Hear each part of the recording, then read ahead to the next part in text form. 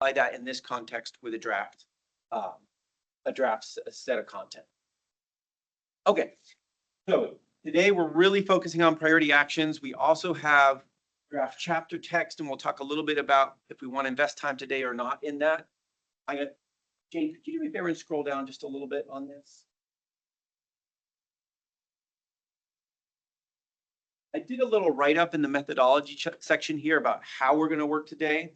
Some of this we're going to do right here, and we're a relatively small group anyway, and we can just do right here. Some of it I thought we might actually break up into two groups, or maybe even three. We'll see what our numbers are, if people start showing up or not.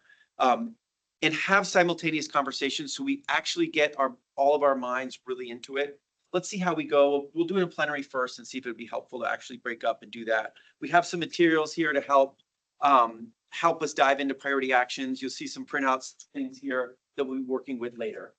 But think about what we need to get through. We need to get through the cross-cutting issues that have priority actions. We need to get through the cross-sector mitigation actions. We need to get through the ag and ecosystem priority actions, and we need to get through the the rural resilience and adaptation. So all that we want to get through today, which is pretty significant, right? We have some folks, we've invited some of the co-chairs. Hey, David. We've invited some of the co-chairs of the subcommittees to be with us today. That's why Melissa's here, Andrew's here, Billy was going to come. We'll see. So that we have some additional historical knowledge about like what happened in that subcommittee conversation. Those folks can be helpful. All right, so let's scroll down to the actual agenda, how we're going to spend our time. Sophie, how's she doing? We know. Coming, she'll be here. Okay, great. Sophie's going to do two things with us. One is we're trying to get in the habit of, if written comment comes in between meetings, to share that with you. It's linked in the agenda page online, but Sophie will just speak through that quickly. And then Sophie's going to walk through briefly what the plan is for April and the April planning to work around this draft. And we have a request for everybody as counselors. We'd love to have you sign up and participate in a couple of those meetings we're going to do across the state in April. And it should be fun, engaging, maybe challenging, we don't know, meetings. Okay, so after we do a little bit of that with Sophie, we want to talk about what I just mentioned. What goes out for public comment in April? What's the overall overarching caveat language that we want with that? We're going to spend a little time talking about that before we dive into content, so we can shape our minds a little bit of like, what are we really trying to achieve this month? Then we're going to work our way through the different pieces of content, starting with cross-cutting, then doing rural resilience. We've scheduled public comment at 12:30 today. So folks online, if you're joining us, we'll be doing public comment 12:30, and we'll stick to that time. Then we'll finish up with cross-sector and ag and eco. Again, you can see for each of these, we've got like 40 to 50 minutes for each. So it's going to be challenging as we're going through those priority actions, thinking like, what can we do in this amount of time? Let's not get sucked too deep in to wordsmithing, things like that, but let's really understand. Okay, that's the agenda.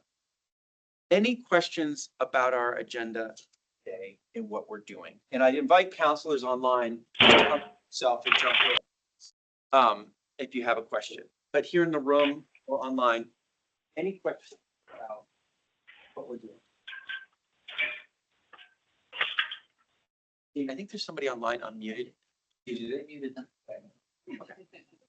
Any questions about how we're going to today or what we're doing, or confusions, or like, David, I don't know what you're talking about. This doesn't make sense. Anything like that?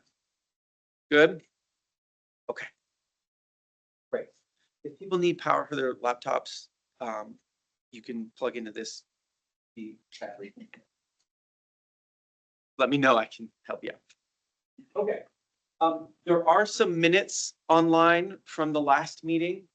Our typical process is we like to approve those minutes at the top of the subsequent meeting. I'll give folks a moment to click through to those minutes if you want to look at them. Let me just give folks a moment. Anybody want more time, or maybe we could approve the minutes later in this meeting? Someone prefer to have more time before saying yes to the minutes right now? Okay. Any concerns about the minutes from last meeting? Online counselors, any concerns about the minutes? I'm gonna note that the minutes are linked in the agenda, but they're not posted with last meeting or Oh, easy, just so the only way people can find them is by clicking through the agenda, which is somewhat problematic. okay. So right now they're just clickable through the agenda. Close it out. Yeah, Liz can fix that. Thank you. All right, but hearing no concerns, let's treat those as approved by you. Thank you for that. Okay, so, Sophie. Hi. Um, One moment. You want a moment? Okay, great. Okay. I'll just say for folks online, we're gonna be doing a lot of work with materials in the room today. Those materials are also posted online. We have some sort of flashcardy things of different priority actions. There's a PDF of these flashcardy things posted online. Anything of like the written text is also posted online. So folks should be able to access all that if you're observing our meeting today. Maybe I'll just, since Sophie's getting ready, couple things. There's coffee in the back. There's lunch coming at noon.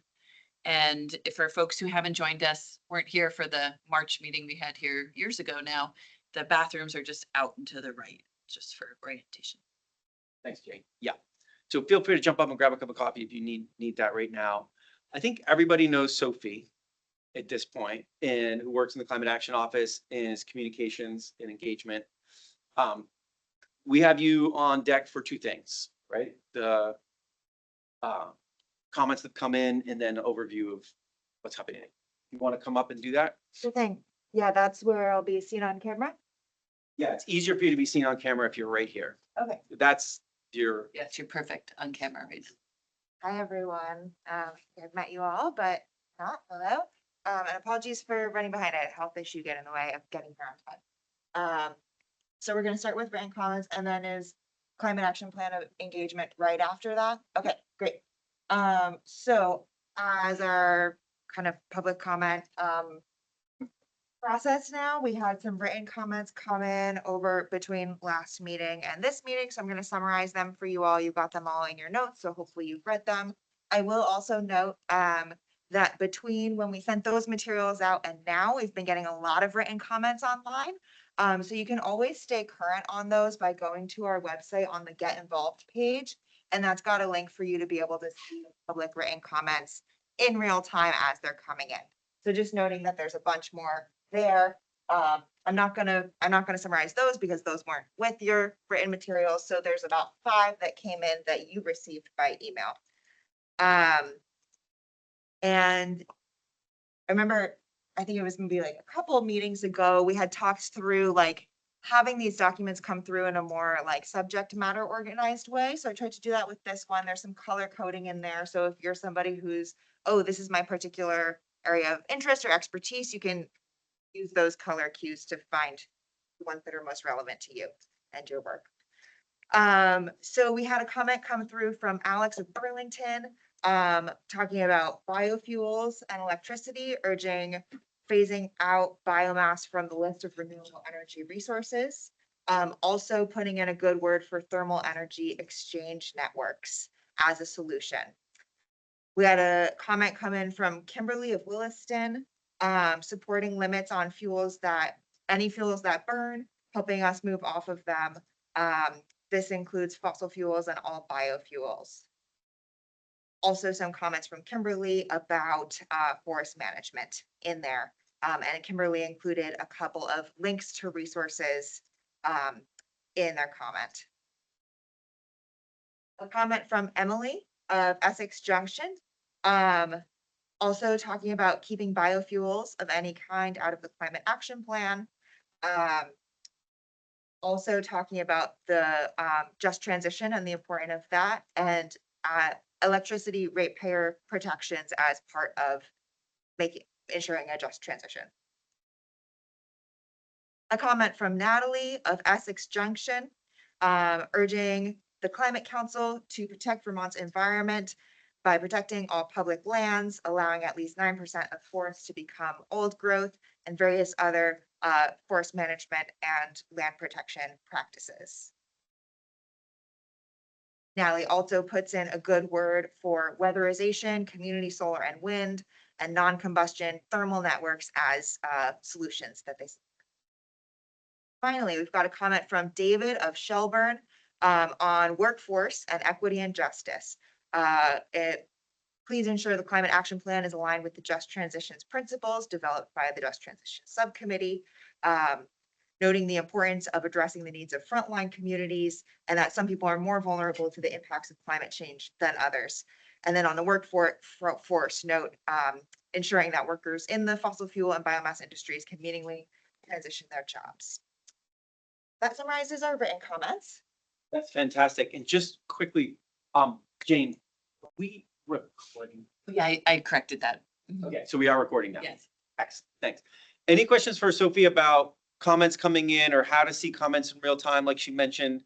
Any questions about those comments or anything else, stuff people want to say regarding comments? Yeah, Kelly? I wanted to share something related to that last comment and something we were talking about at the Just Transition Subcommittee last week.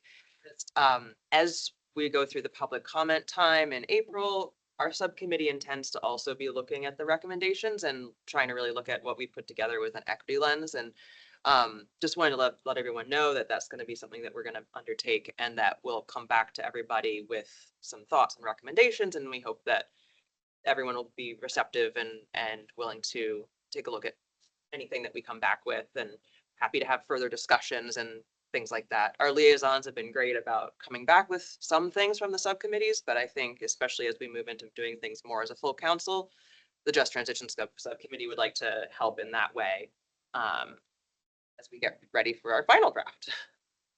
Thanks. Thanks, Kelly. Anything else? Yeah. Just a quick question for Kelly. I just haven't been tracking the Just Transition Subcommittee, or just I came back on or before.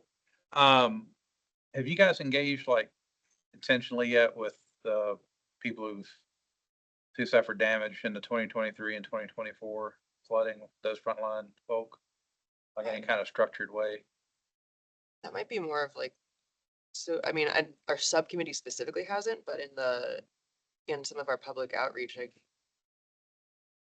there's any like specific communities I would say the short answer, there hasn't been a systematic way to go out and identify folks who were particularly affected by those events. We have not gone out and systematically tried to talk with folks. What's happened is sort of going around the state to various areas and different communities that typically aren't involved in the policymaking process. Okay. That's what's happening. and we have definitely heard lots of comments from people who were impacted during the course of this. So it's like those voices have been heard, but yeah, I guess sounds like not like It's not like a proactive, like, let's go figure out folks who lost their homes in floods, or let's go, we haven't done that.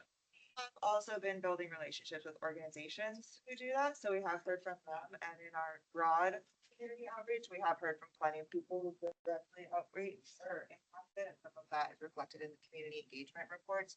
I'll add that two of the events that we've attended as the community engagement team, there's the Ludlow flood impacts, that was November of year before last. And sorry, I just had one other in mind that was left. It'll come back. There was one other. Yeah. Other reflections, thoughts? Well, that's a good segue to what's going to happen in April. Sophie, do you want to talk a little bit about the plan for talking about the draft updated climate action plan? Great.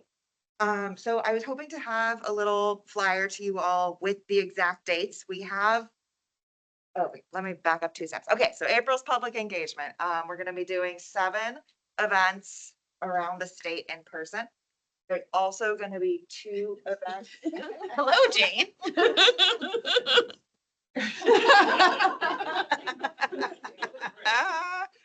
Because we've been trying to get into. Yeah, it's like, it hasn't come the whole meeting now, so. But Now why you're in did an the amphitheater. background do that? What's happening? It's like a, Amphitheater. amphitheater. If you've ever wished you could just like duplicate yourself.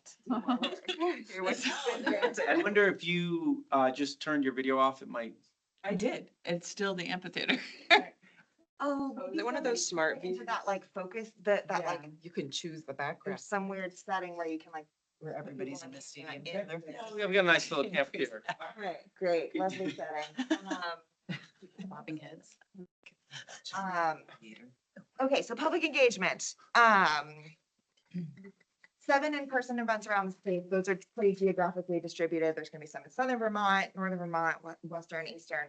A mix of places that are a little more rurally placed. A lot of them are more like town centers because we need a big, open room, but there is a geographic distribution that we hope will attract rural Vermonters as well. We will also have 2 virtual events. So there's gonna be one at the beginning before all of those 7 in-person events, and there's gonna be one at the end. So that will allow people to tune in virtually as well. I was hoping to have a little flyer out to you guys. I might have that to you by the end of the day. We have a hiccup with one of the locations, but we have all the dates set. And so I think we'll be able to get that out and start promoting by the end of the day. We will send you a request also to help promote and spread the word. We will set up, we've got some whiteboards and such, so we're gonna set up a little sign up. What we're hoping is that counselors can come to 2 events. So we'll also pay attention to kind of like which events counselors have signed up for. So if we see that nobody has signed up for the event in Bennington, then we might ask for a few brave volunteers who are willing to drive a little further to make it to Bennington. So we'll set up that sign up sheet today. So on one of these whiteboards so that we can make sure folks get that on their calendars. Yeah, and so at a break today, we'll have that ready for sign up, and then I'll ask for counselors in the chat, in the online. If you just throw in the chat which ones you plan to go to, that'd be great.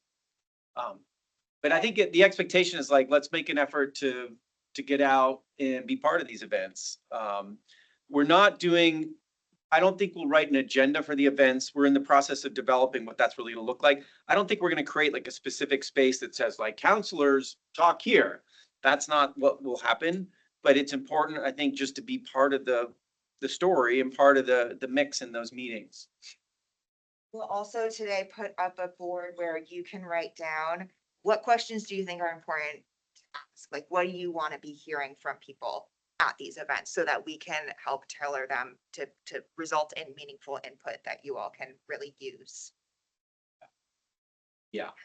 Questions and thoughts, and I will put those dates up. I know I don't have like all the materials set and ready to go, but to you today. And also, Sophie, all the materials will be online as well, right? And there'll be a pretty easy way to provide comment online. So even if you don't go to an event, there's a way to provide some input, right?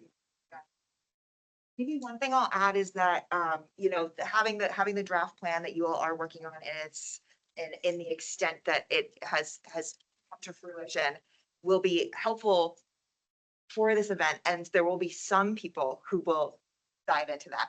And we acknowledge that probably most people who are going to come to this are not going to be reading every single word, right? So that's our job, is we're going to be helping make like the priority actions digestible, engageable for people, have some nice visuals, have handouts, those kinds of things. So there will be both. There will be, all of that material that you guys have been working so hard on will be available so that folks who do want to dive into that are able to, and we'll also have materials that are structured so that somebody who's just coming to this engagement session for the first time can still meaningfully participate.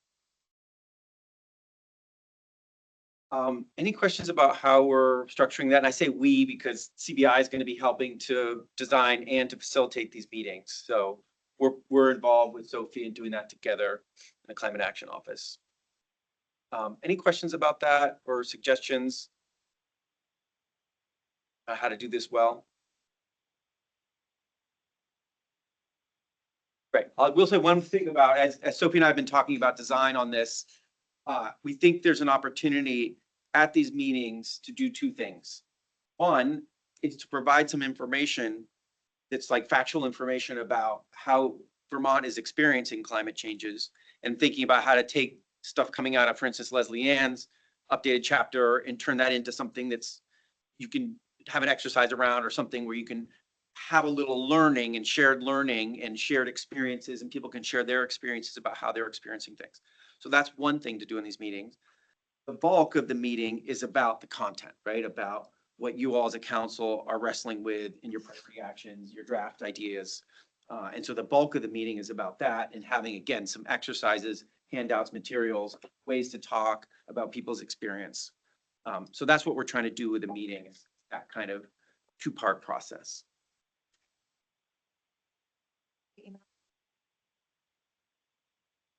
Thanks, Sophie. Thanks for coming in. Okay. All right. And again, folks online, Ryan, or if anybody else has joined online from the council, feel free to jump in because I don't have a really great way to see you. You can raise your hand. Just let me know. Okay. Right. So you all are pretty quiet today. We're gonna have to change that. It's all right. We're gonna get into it. This first conversation we want to do is fundamentally about what are we aiming for when we get something out the door at the end of this month, right? And how do we want to frame that when we put something into the public? I mean, everything we've been doing is in the public, right? All these materials are public, so this isn't a big change for us. But the change is saying, here's our draft set of ideas, right? We'd love you to take a look at them, provide some input. Let me say a few things. I invite Jane to say a few things too, and then let's have a conversation about this. Our initial thinking, a week ago, 2 weeks ago, was that what was going to go out the door at the end of this month would be your priority actions and text around the chapters that give context to those priority actions. Some of that text that was submitted last few days. And other introductory chapters that are ready to go, right? Maybe what Leslie Ann's helping on, and so other things like that, right? And that package would go out and would include, it would say, executive summary to be written, other things to be written. This is what we've got so far, right? Full table of strategies, pathways and actions, or pathway strategies and actions, to be written and finalized, all that. What we're sending out the door, priority actions, and some text to accompany them. That was the initial thinking, right? It requires, we don't have, this is the amount of text. This is the amount of text that came in the last few days, right? And so I don't know how you as council deal with this in the time you have. And so it raises some questions for us. Do we actually want to send this out? Right? Is this ready for, will it be ready for prime time? Right? So I think that's a question for us to wrestle with. Right? Maybe it's not ready for prime time and it won't be by March 31st. And we use April to clean this up and get a single voice, consistency through this and, some better stuff, right? April and what we send out the door March 31st is priority actions and whatever else we think is kind of ready for prime time. So that's a question for all of you. If you'd like to get this out the door, how does this get into a better place between now and March 31st? I don't know. I'd be interested in ideas on that, right? Because if folks, I spent a little time last night reading through all this and it was like, there's some really different styles and approaches to these. I can that. Like, that's gonna take a little work to put in consistent, voice and approach. You weren't surprised by that though, right? Well, I was not totally surprised, correct. Yeah. All right. You have a lot of different writers, you're gonna have a lot of different styles. Yeah. So it's more of a book of essays as opposed to. Right. Yeah. And so that raises a question. What do we want to get out the door by the end of the month? how would you like to deal with the priority actions? That seems like a more reasonable thing. We can figure out the right caveat, overall caveat language for that. And then individual caveats for different things or, this feels like an interesting thing to wrestle with right now. I don't want to spend a ton of time. I would love to just get your views on this. I think I'm interested in Jane's view as well, because, you know, Jane's office has a special role to play in coordinating all this too. So, let me stop talking and just say, those are the questions on the table. What do we want to get out the door at the end of the month? How do we want to deal with this text? And then we need to agree on some caveat language or other things to say about the priority actions. Jared and then Michelle. Thanks, David. I can see some real pros and cons to the different options. I want to put another option on the table for consideration. I don't actually know where I would fall on this question yet. But in addition to what you had put forward, David, of, you know, really prioritizing, putting out the priority actions for review, I think another option would be to put out the chapter drafts as they came in for review with the very clear caveat that they have not been fully reviewed by the full council and signed off on by the council, but came in as the drafts of the chapter leads or the subcommittees, and, you know, are not a council document per se. I think benefit of that latter approach is that it provides greater transparency and more time for the material to be digested and commented on. My concern would be if we don't share that now, we're going to end up being really condensed as we approach the deadline. On the other hand, I'm sure that there is stuff in the chapter drafts that I'm not uncomfortable, or that I'm not comfortable with, and I'm sure that there's going to be other pieces that other people are not comfortable with. So I think it would need to be a clear signal that this is not kind of a council document, in that it has not been fully reviewed and fully signed off on by the council, but the drafts that came in from the respective chapter authors or subcommittees. So I can see pros and cons to both approaches, but I think it's worth articulating that second approach and a way that could happen with appropriate caveats, in addition to not sending that out. Yeah. Just the priority recommendations, which I think have the benefit of, you know, we've discussed them more. I think that it is possible to get a greater sense of agreement on those, because we've spent more time on them, both as subcommittees and as a full council. I would just worry about, you know, if I'm putting myself in the shoes of, you know, a member of the public rather than a counselor, Yeah. Not being able to see and comment on these chapter drafts that have important material as well. Yeah. I just don't know, given our deadline for revising and submitting the plan, we would have time to get comment on that and then incorporate it if we don't share them now. Right. And so it raises a question, if you don't put out that kind of text now or at the end of the month, when would you do it? Like, if you put it out May 1st or something like that, would that give time to comment and, you know, adopt, get feedback on that? Yeah. Michelle, you were going to jump into it. Yeah, I definitely see Jared's point, and I agree that something beyond just the priority recommendations needs to go out to have some context setting. We probably have a lot of members of the public who may be new to this process and may not have had the benefit of reading the prior plan. However, the document that we got to review, I mean, it's incomprehensible in some ways. For instance, just like the transportation section did not have the priority actions included. So I give David Mears the golden star for the day from my perspective, in that your 4 pages or 5 pages of context, you know, there was an overview, there was a rationale, there was, you know, the cross-cutting interconnections, summary of priority actions. So the actions were listed there. And, and then there were, the areas where there would be recommendation actions for other chapters. So it is a cross-cutting thing.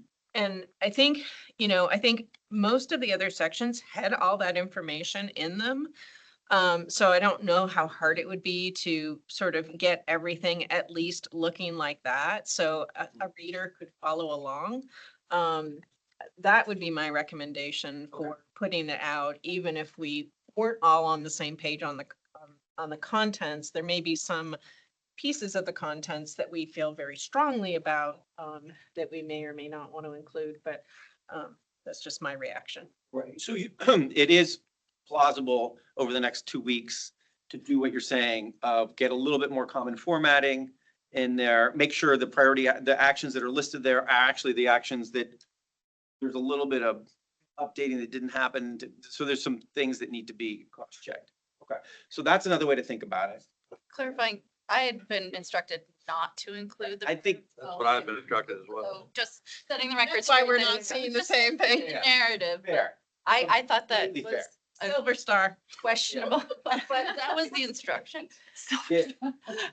Yeah, so, exactly. So I think part of this obviously is everyone was working really hard to get stuff done. And maybe there was different sets of instruction that went out or things that happened like that. So I think, appreciate that. And I think, so one option is do what Michelle says, which is spend 2 weeks and see if we can get a little bit more symmetry around the formatting of this, and probably do the heavy caveat that Jared's saying, like, hey, this is not a council document yet. This is, some topic, subject matter leads taking the lead. Chris and then Rich. So it's 2 weeks massaging this into something coherent.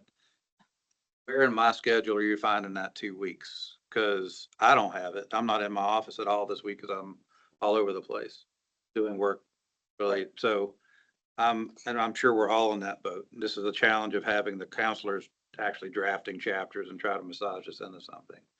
So I just beg for realism here. And I can't, it's not lost on me, this larger context that I think a lot of the assumptions going into actions and other priorities were based on some assumption about much higher levels of federal funding, coordination. The world has changed. And we can proceed with what we've got. We probably have to. But I think we also kind of need to at some point flag, hey, at some point we may need to revisit this and look like, what does a more self-reliant Vermont look like in the absence of federal funding to actually do this stuff?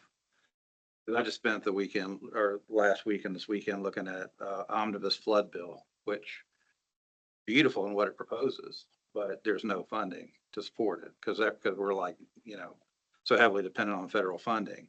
And a lot of that gets into the adaptation and resilience stuff. But at some point, we've kind of got to deal with, and this is with the reality. We can't right now because we don't even know what that's going to look like in months. But also just don't feel like whatever we wind up doing needs to be detached from reality. So I think at some level, we really need to kind of give I know what the deadline is. I don't know if state troopers are going to come and arrest a secretary or something if the action plan isn't adopted by the deadline. But it may even be, sometimes with regional plans and town plans, we even have to do like a readoption or something to buy time to get it right. And maybe we're in that kind of situation. I'm not talking about throwing the baby. I'm not talking about trying to throw a wrench into this, but a wrench has kind of been thrown into the larger world context right now. And so to my mind, we just need to, that may be a larger discussion we need to have it. Maybe it's not today, but at some other time. But I am a little nervous about the 2 weeks. Let's kind of squeeze this all together. I don't know where I'm going to find it in my calendar. Yeah. And I think, I'm glad you brought that up. And I think, one of the things here is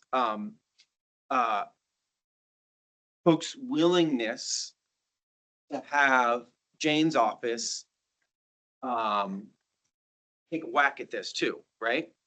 Mayor, come on up and grab a seat up at If you wanna. I'm doing exactly what I didn't want to do. Yeah. But, welcome. Because I think, Chris, to your point, it's like, it's not fair necessarily to be like demanding time. And the flip side to that is, are you okay with some support on that? Right? And Jane's office or,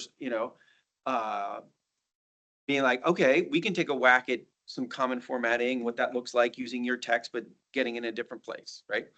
So if folks are comfortable with that, and Jane and Liz and everybody are ready to help out, right? They could play a role, and I'm just looking over there to make sure I'm not volunteering time appropriately. Rich, you had your hand up for a moment. It seems to me we're talking about two different things, and with Chris's comments now three. Right. Right, and I explicitly, let's put a pin in the piece about the funding and the world changing. But yeah, Rich. Okay, well, the two different things are, how do we want to handle the assemblage of the chapter intros and overviews that just came in? But however we deal with that, whether we just put them out, as Jared said, more or less the way they are with lots of caveats, or whether we try to massage them into something that is more internally consistent, it's still a big document. Oh, yeah. And if we're talking about what do people need for public meeting, come and talk about all this complex stuff.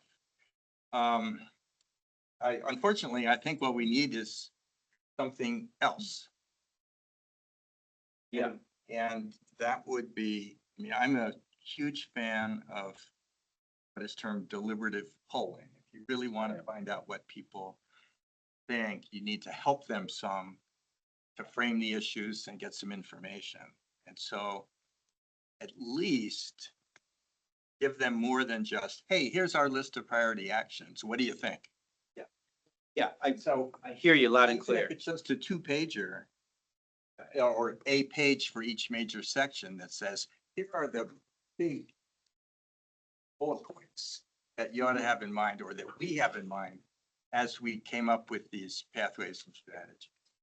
And otherwise, I think you're asking the public to do something that's, for a public meeting, it's just too hard. Can I ask a question about that, Rich? Because I think when Sophie mentioned, and Sophie had to go, oh, Sophie's here, that we're gonna be preparing materials that are digestible for the public meetings. We were thinking exactly along those lines of how do you take all this written content and just boil it down in some super basics, right? Of what's really happening here. So we were thinking that we were gonna have to do that. And I guess my question is, as you as a council, would you like to see all that?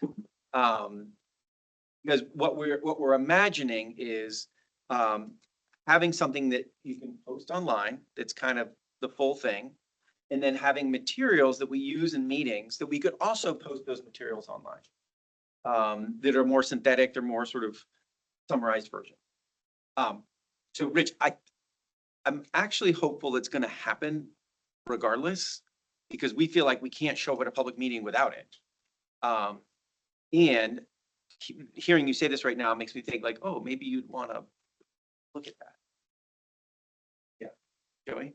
Oh, I don't know if Secretary Moore had. Well, following up, I was wondering something similar, which is, it feels like we need some baseline, like table setting of like some of the core things, like maybe this isn't, Dr. DePini-Drew's, like, this is like what's happening with, and then this is what's happening in Vermont. A lot of our climate pollution comes from fossil fuels. Yeah.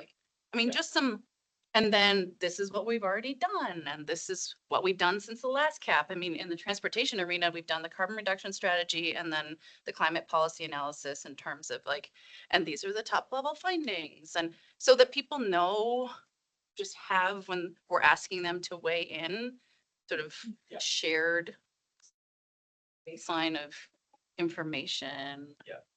So that we can get the best input possible. And I feel like we're really sometimes missing that. And I 100% agree on the federal funding, like this is how much money we got. This is what we just spent it on. This is what we're now struggling with. We don't have funding for the mileage smart and even like just a reality check. Okay, all right, so if we were to pull these different threads together, it sounds like there's appetite potentially to taking what's come in, doing some mostly formatting work for now, and sending them out with a pretty big caveat of, hey, this is work in progress. Council hasn't signed off on this, but just so you have it, kind of thing. So there may be appetite for that. We definitely need to get our caveats right. And there's an interest in having some very simple material. And, you know, like I said, we were gonna prepare that for public meetings. And we were gonna start this week kind of thing doing that. And so it's very possible to imagine that you all might review that in your March meeting if we had some nice materials together. Secretary Moore? I am. If we're providing these chapters to the public as context for their just edification, I think that that's one thing. We shouldn't be asking them to spend time reviewing documents that we haven't even come to broad strokes of agreement on the council.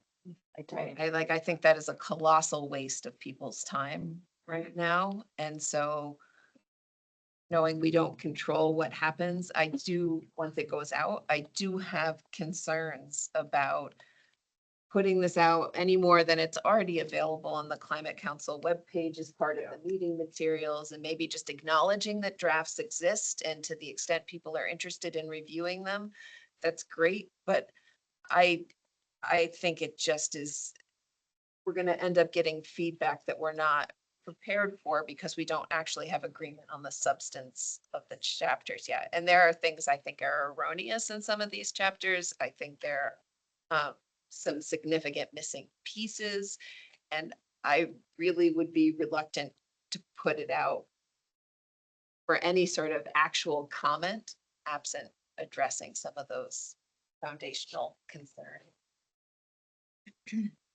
Liz? Completely agree. And when I think about what we could do, I see in the priority actions some still relatively significant pieces of non-consensus, just because we either haven't gotten there or the recommending group didn't itself have consensus. So if that were a piece that's going to the public that is at least further along and obviously called priorities, I'd spend time there. And perhaps a few of the background chapters, to Joey's point, are in enough shape to highlight or link specifically on the public comment. But I would also not be in favor of sending out something, even if labeled draft with caveats, that I think we would spend additional time trying to even get into shape to share, that itself would probably not be well spent, given that we haven't actually discussed the underlying policies sufficiently yet. So right, so- reluctantly delay on that piece is what I would say. So Jared, when you hear that and those folks who are interested in maybe getting these out there, is that a convincing argument to, like, you know what? Actually, it's sending people down a rabbit hole of comment that was not great, because it's almost like wasting people's time if we are just not there yet on those chapters. They're available publicly, you know, right now in this meeting. So there's a transparency. I'm just curious, when you hear that argument, is that convincing? Yeah, and I wasn't even proposing that. I was just trying to get options Yep. on the table. I do think it is convincing, especially if, you know, I think that there are different members of the public in different kind of communities that are looking to engage in different ways. Some people will really want to see the full chapter drafts and comment on them. And I think that they're able to with what has come in, because those are publicly posted. I agree with Secretary Moore and Liz that we would not want to send a signal that these are more than what they are, or ask people to spend more time on them than is appropriate at this stage. But I also wouldn't want someone not to have the chance to read and comment, help inform their improvement and finalization. But I think that that's possible for those who want to do it. And for the folks who are looking to engage in a less detailed way, focusing, as Liz said, on the main priorities and areas that we've been spending more time, and it's more important to get closer to consensus or identify where we don't have consensus agreement, I think is probably the best use of our time. Okay. So if we were to try to like summarize this down, because we're gonna need to start making some real decisions on this, it's really helpful to have a conversation. Again, you have to suffer through my handwriting. So Just flagging, Annette put a note in the chat that said the recording and transcription have stopped. Dan, can you check on that? Little red button. It shows it recording on my computer. And there's that red light up in the corner, so. I think we're recording. It's got the red light in the corner. I don't know why it wouldn't show for, and Okay. you can ask Sarah, the tech person. Okay. So just to be clear on April, what we're trying to get out the door then are priority actions.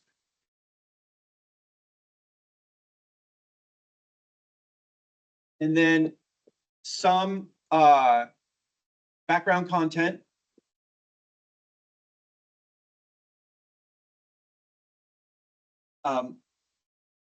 And the meeting materials, which are going to be some summarized versions of background content and priority actions and things like that. Does that, are we in the right? And then the chapters are there, but we're not making a big to-do about them as sort of, here's our draft chapters. It's more like, we're working on chapters. You can see some, very initial drafts over here, but we're not making a big to-do about them. Does that sound, are we in the right zone right now? Okay, Kelly? And on what we mean by background content, would that be like the science and data chapters, the just transition chapter, the other things that were due March 1st, but not what we were printed out for today? That's what I'm thinking. And I think you all, on March 31st, we can make a judgment call, what we think is ready for prime time, what we think is like, yeesh, let's give that some more time. Seems like those wouldn't necessarily be as likely to have controversy since Right. they're more just fact sharing. Right. So Hopefully, yep. we'll see. Yep. Okay. Do others think it's important to sort of elevate and unpack? Again, I'm thinking in the transportation arena because that's where my mind has primarily been, but like we did two significant bodies of work and analysis, and just to elevate for people like the top level findings. Maybe, right? Because from my perspective, that is informed what we're recommending. And I think this gets to like, imagine we're doing a public meeting. It's like a 2-hour meeting. That was my question. How long are these meetings? Not epic, right? We're asking people to come share their time, right? Maybe it's 5:37 to 7:30 or 6 to 8 or something like that. Like, how deep can we go, right? We're going to go where they want to go. We're going to provide information both about what's going on in Vermont around climate, right? And about the kinds of steps, the priority actions that this council is recommending. It's hard to imagine like going deep on any particular issue. That's the reality. If we're doing this kind of engagement. Right? All right. But it's somewhat unsatisfactory, I recognize, Joey. Pulling people together, I think we should. Give them information. Well, I think this is about coming down to the meeting materials, Joey. So I think this could be something where if you want to sit with us and help think through, like, how do you get good meeting materials together to get the kind of conversation we want to have happening? We'd welcome thought and help on that. So one thing I've been sort of sitting here and wondering is, what is it that's the ask?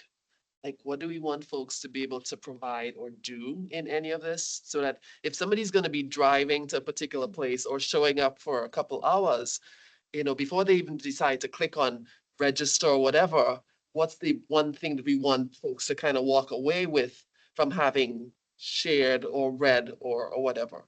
I think if we can get to that, then we can sort of work backwards on what it is we do like give out or promote or, right? So what's that one ask?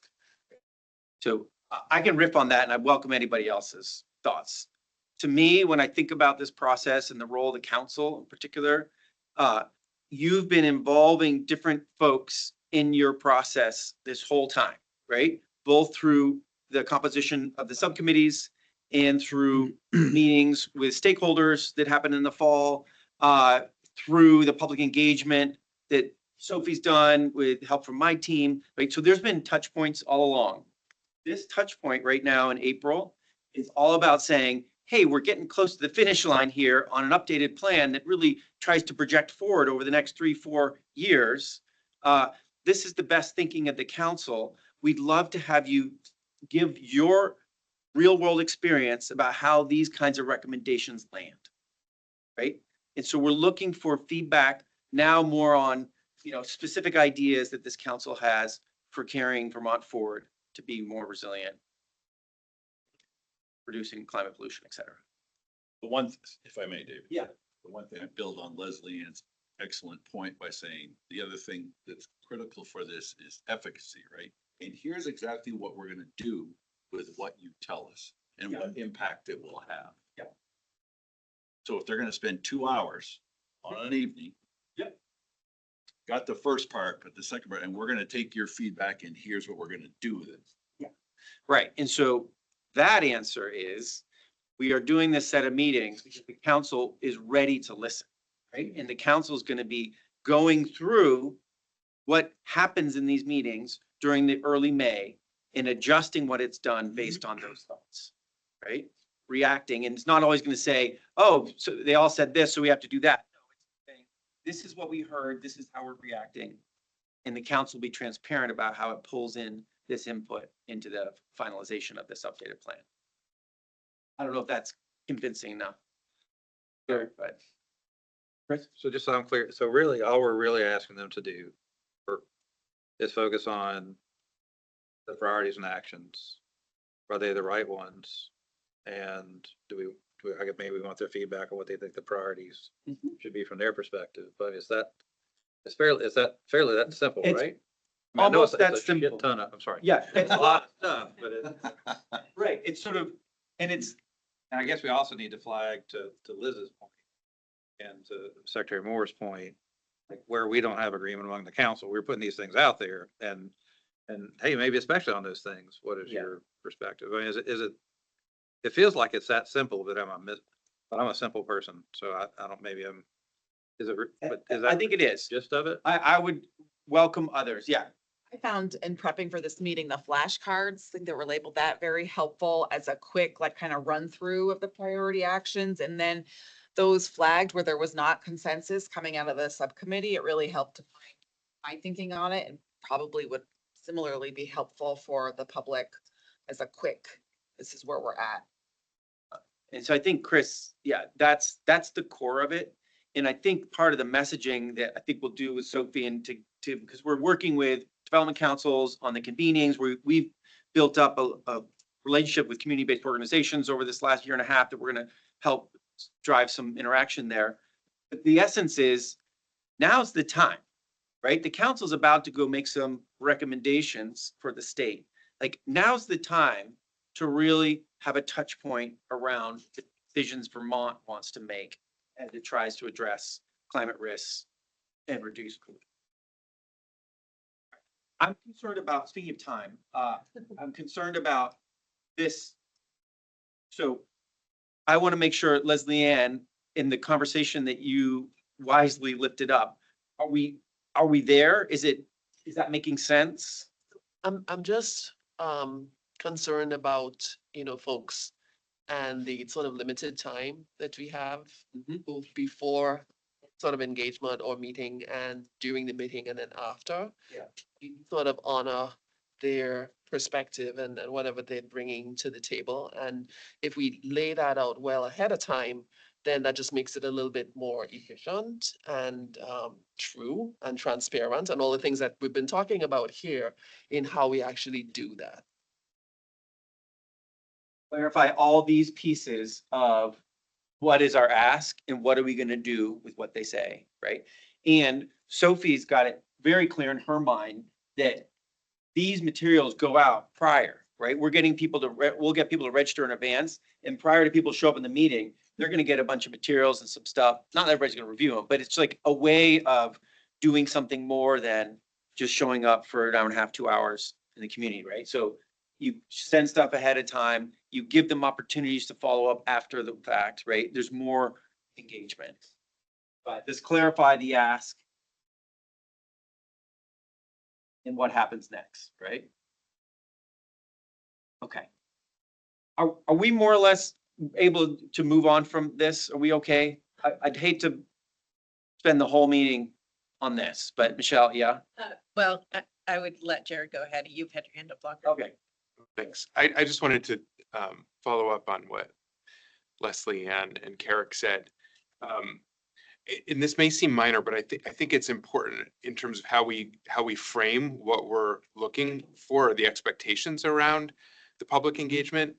I don't think we would want to say, and we will adjust the plan based on what we hear, because we're often hearing contradictory opinions, and I wouldn't want somebody to hear, well, we're going to adjust it based on what you say. Like, if you don't want something in, it gets taken out. If you want something in, it gets put in. I think we take it under consideration. Absolutely. In the broader context of what is our legal responsibility, what is our charge as a council, how do these pieces fit together?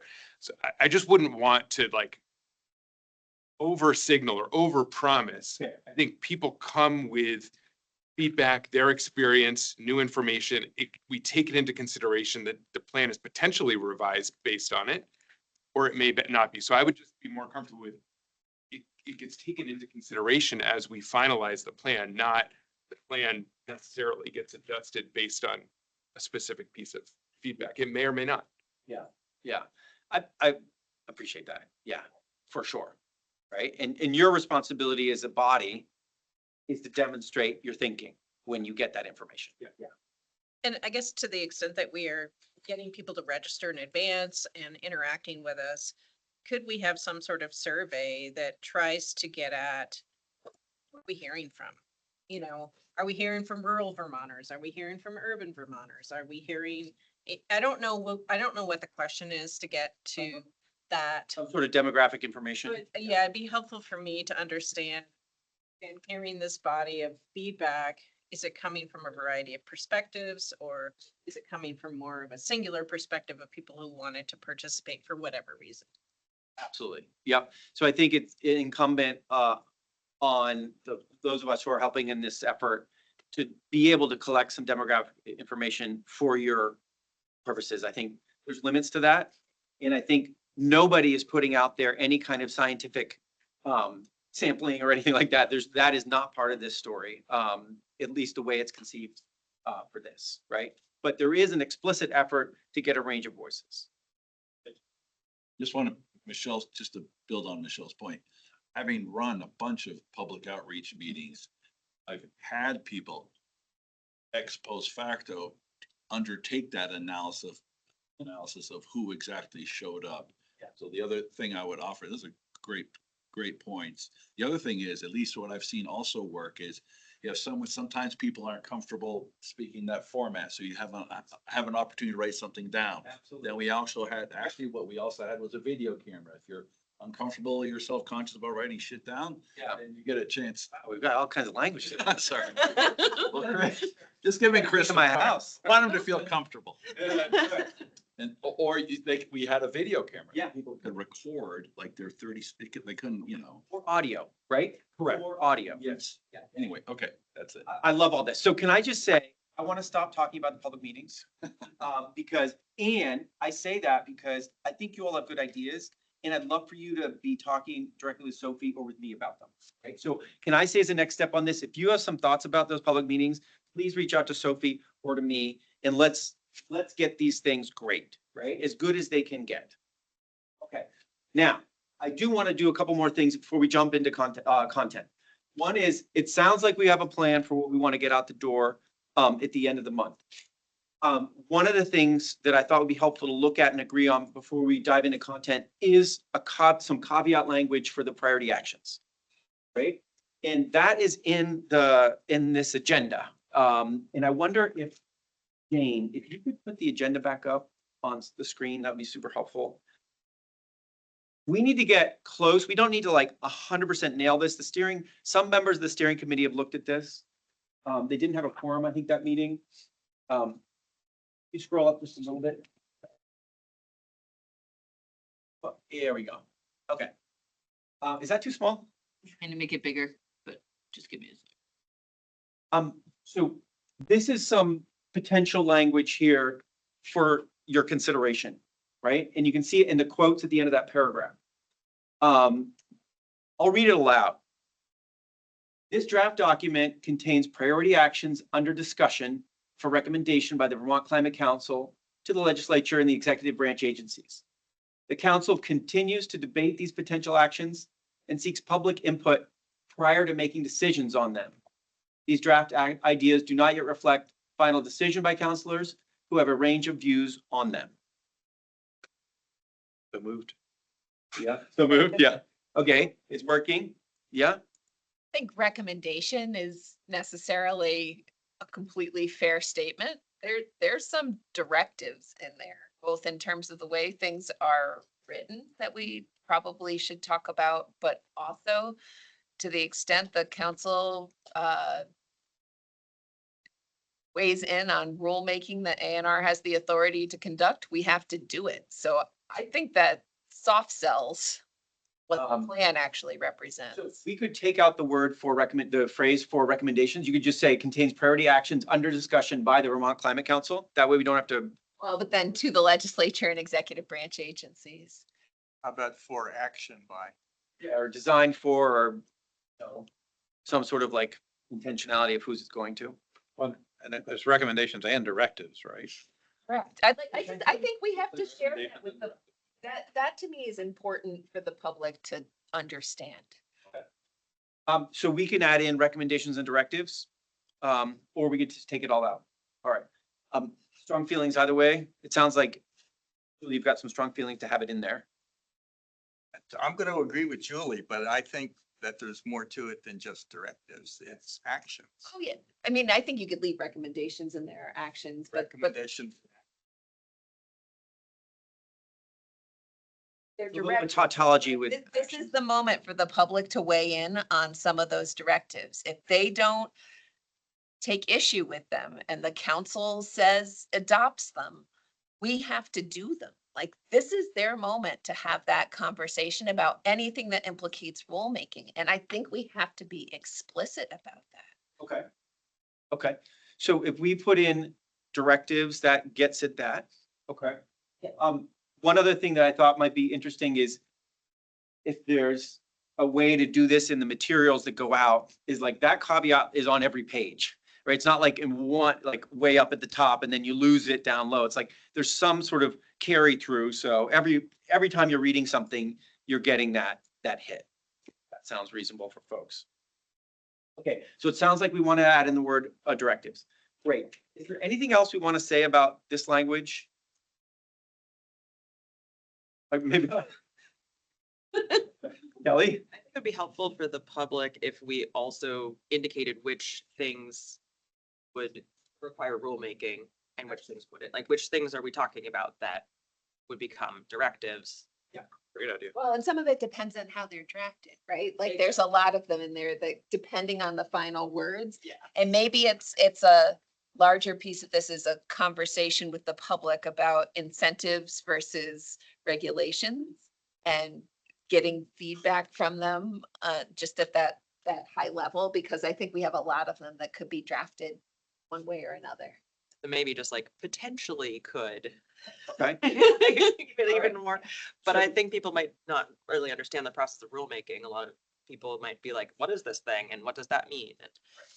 And I think when we look at some of these actions today, some of them, a lot of them, in some areas, they have a lot of shalls, but they're not actually shalls about rulemaking. So there may be some reasons why you have some edits around the shalls that show up in this, if they're not actually, you don't, as a council, don't have the shall power. Okay. I do think, building on that point, that there should be some explicit acknowledgement. I don't I think there's some de facto prioritization just because there's been some winnowing, but there's not prioritization within. the actions. 55, whatever, yeah. But I'm thinking if I showed up and some of the people that might show up would be, well, what's it gonna cost me? Yeah. So to the degree we have a statement about what work we've done or have not done yet with regards to impact on people's wallets for the people showing up, I think it would be good to own that.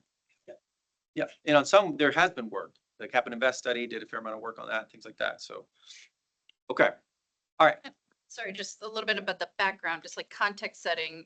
Yes, there, some of the stuff that I'd be interested in is like, this is the landscape and what happens now.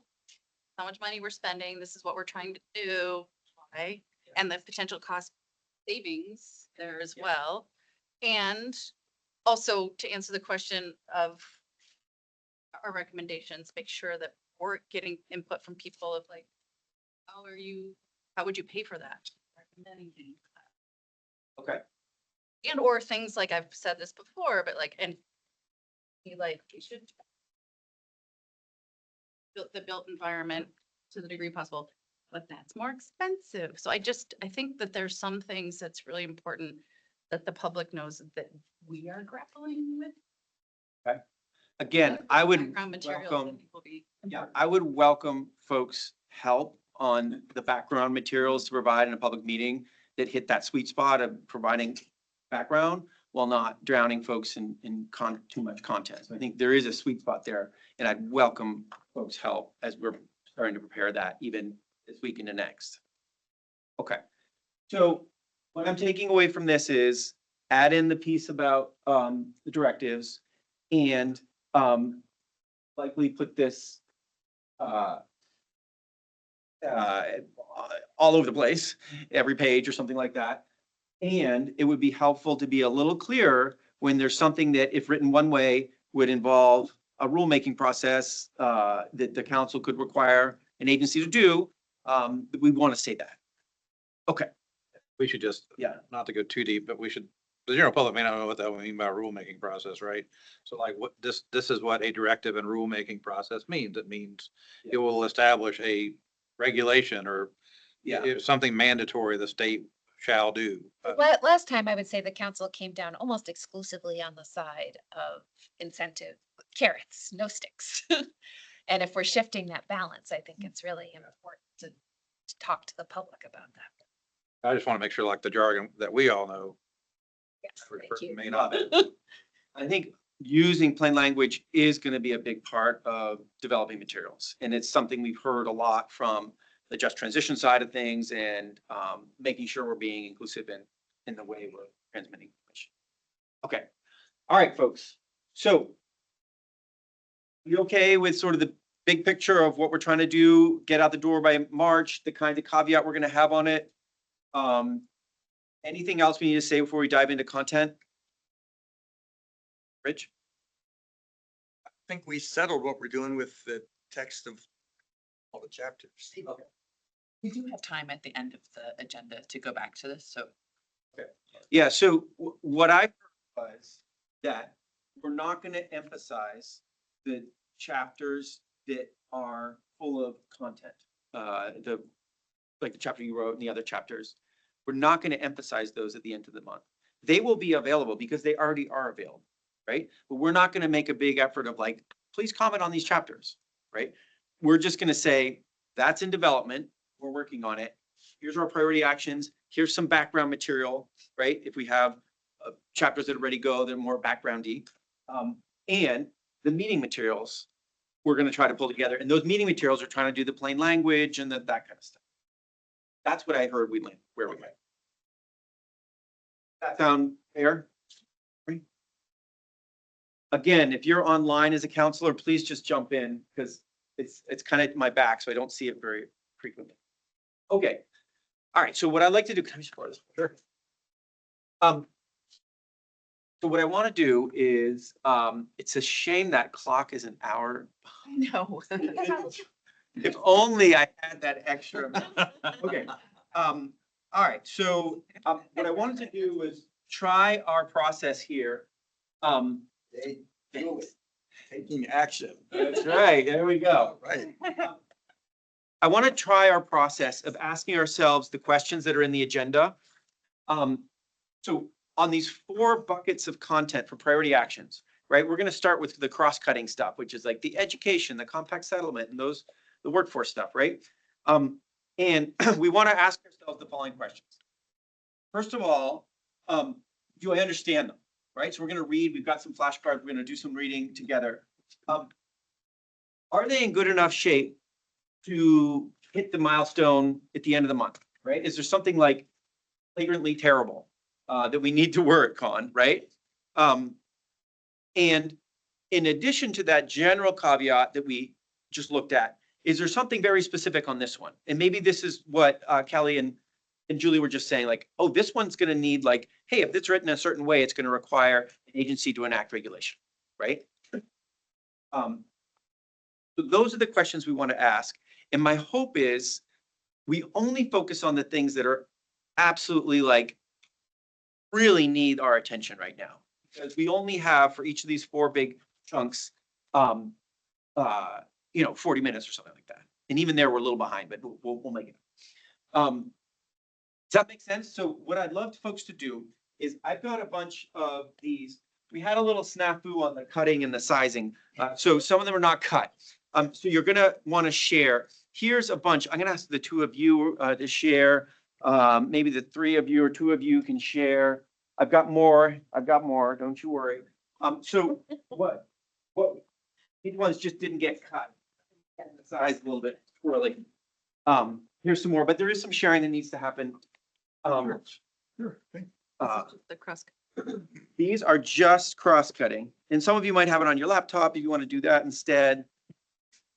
Oh, look, I've got way more. Fine, yeah. Here's some more as well. Okay, so what I'd love folks to do is just, so for everyone's remembering, and I don't see Liz here right now, she went out to get lunch, but Liz Amler kind of guided this process forward with many of you, right? Many of you were involved in the cross-cutting because the nature of cross-cutting, it cut across the different subcommittees. So we've got these 3 buckets of education, compact settlement, and workforce development. They came together in this sort of process of gathering a bunch of folks and trying to get it down on paper. Let's sit and read for a moment. I have more if anybody wants more. And oh, you printed your own out? Let's just sit and read these for a moment. Ask, Yeah. are these in priority order? Or No. it's just a listing? I'm so glad you asked that. Charlotte and I put 1, 2, 3, 4, 5 because we just wanted to be able to talk about them in this meeting. There is number 1 is not any more higher priority than number whatever the last one is, 13 or something, right? They are just so we can talk about it today, right? And so there is no rank order within them. Here's another. David, one other clarifier. Yeah. Is it verbatim, or have they been further streamlined? Verbatim. This is verbatim out of the Excel sheets. And so if there are things where you're like, ouch, or shalls that don't make sense to say shall something or other, like, we can talk about that. Like, this comes out of the most recent Excel sheet that the subcommittees and task group folks put together. All right, so folks online, this document is linked into the agenda. Maybe even Jane, if you want to drop it in. So feel free to read online. We're looking at the cross-cutting issues. I don't know if that's the first in the packet. We are looking at these and we are thinking, first of all, do I understand them? Second of all, is there something here that requires additional caveat language or additional something so I can feel comfortable going out with this package of draft stuff? You write on these. Yeah, these are for you. Feel free to take notes, whatever you want to do. I just want to say, I think these flashcards are great. I was at one of the public meetings and Oh, yeah. Sophie passed them out there too, and it's such a helpful way to organize folks' thinking. Thank you. I'm glad to hear that. And Charlotte, my colleague online, did the heavy lift of getting them in. Do this individually? Yep, Okay. this is like quiet reading time. Good, great. Or if you're with a buddy, Feeling uncomfortable not speaking to someone, so Yeah, I'm no. very happy to know. I'm- yeah. If you have a question to your neighbor, that's fine. We're gonna ask folks who are involved in the development of these, if there are questions, to help us answer those questions.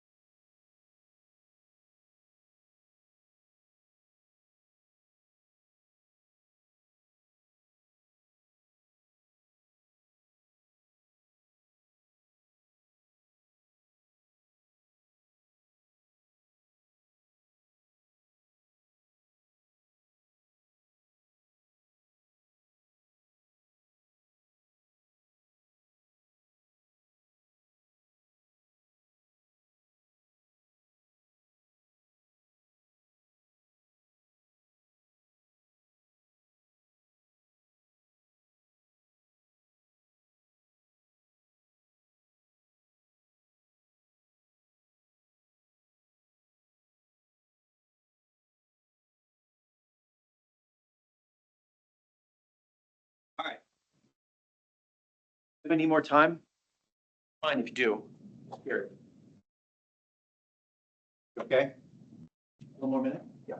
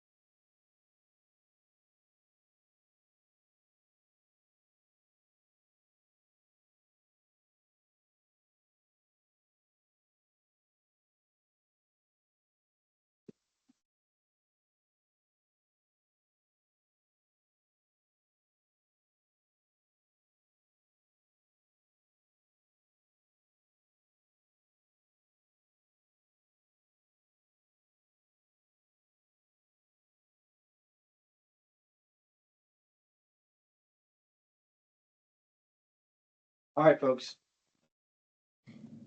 Let's bring it back in.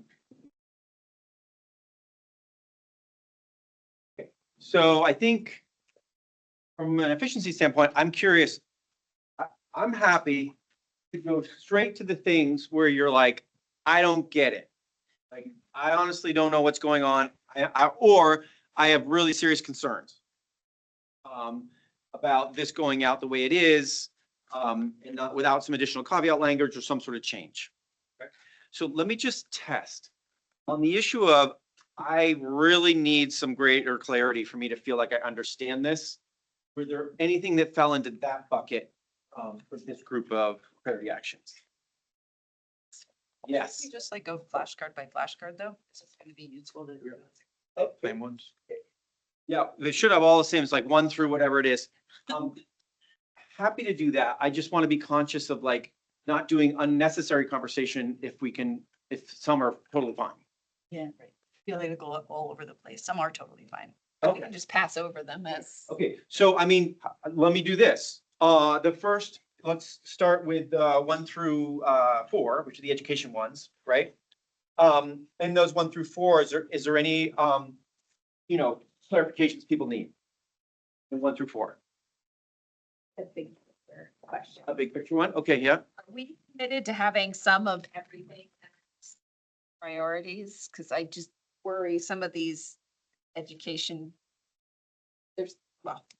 Are we committed? Maybe they don't rise to the top 50 kind of thing. Got it. No, I mean, I think you absolutely could be like, I don't think it should go. Yes, that's absolutely a appropriate comment. But throughout. Yes, so Okay, so I think it's entirely appropriate if you all want to say, you know what, when I look at these 2 really rise up to our sort of high level cut of priority actions for the following reasons. And these 2 honestly put them in the full plan, but they don't need to be listed up at the top. So if folks want to put that out there right now and we want to test that before we go out, I'd be happy for that. Leslie Do a step back. Sure. Because I was looking at the education pieces and there needs to be a little bit more streamlining of things that already exist in the education space Okay. that folks may or may not be aware of. And I'd be happy to either talk about some of those or work with the folks who wrote up this piece. Because it's not a full piece as it is right now. I'm thinking about even some programs that I do. Got it. Teachers and K through 12. So it's almost as if the pendulum has swung in one direction and we're not getting the totality of what education is and means and all of the students, broadly speaking, that should be part of the conversation. And so are you thinking, Leslie Ann, like that's crucial when we get the chapter right? Or are you thinking it changes the way you would want to put the priority actions out on the table? It would change the priority actions.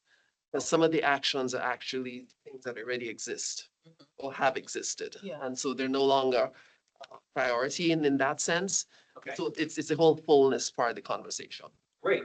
Okay, so if that's the case, and you're looking through this and you're saying, honestly, this already exists, we don't need to be lifting it up as a priority action. Sometimes folks want to lift it up if it exists because it requires additional funding and it needs more attention or whatever. There may be a reason to include it, but if you're like, honestly, it's not really needed to include it. Not so much that. I think for me, when I read it, it comes across like all students are not represented here. So it's almost as if K through 12 has disappeared and technical students are the focus, when I think it should be both.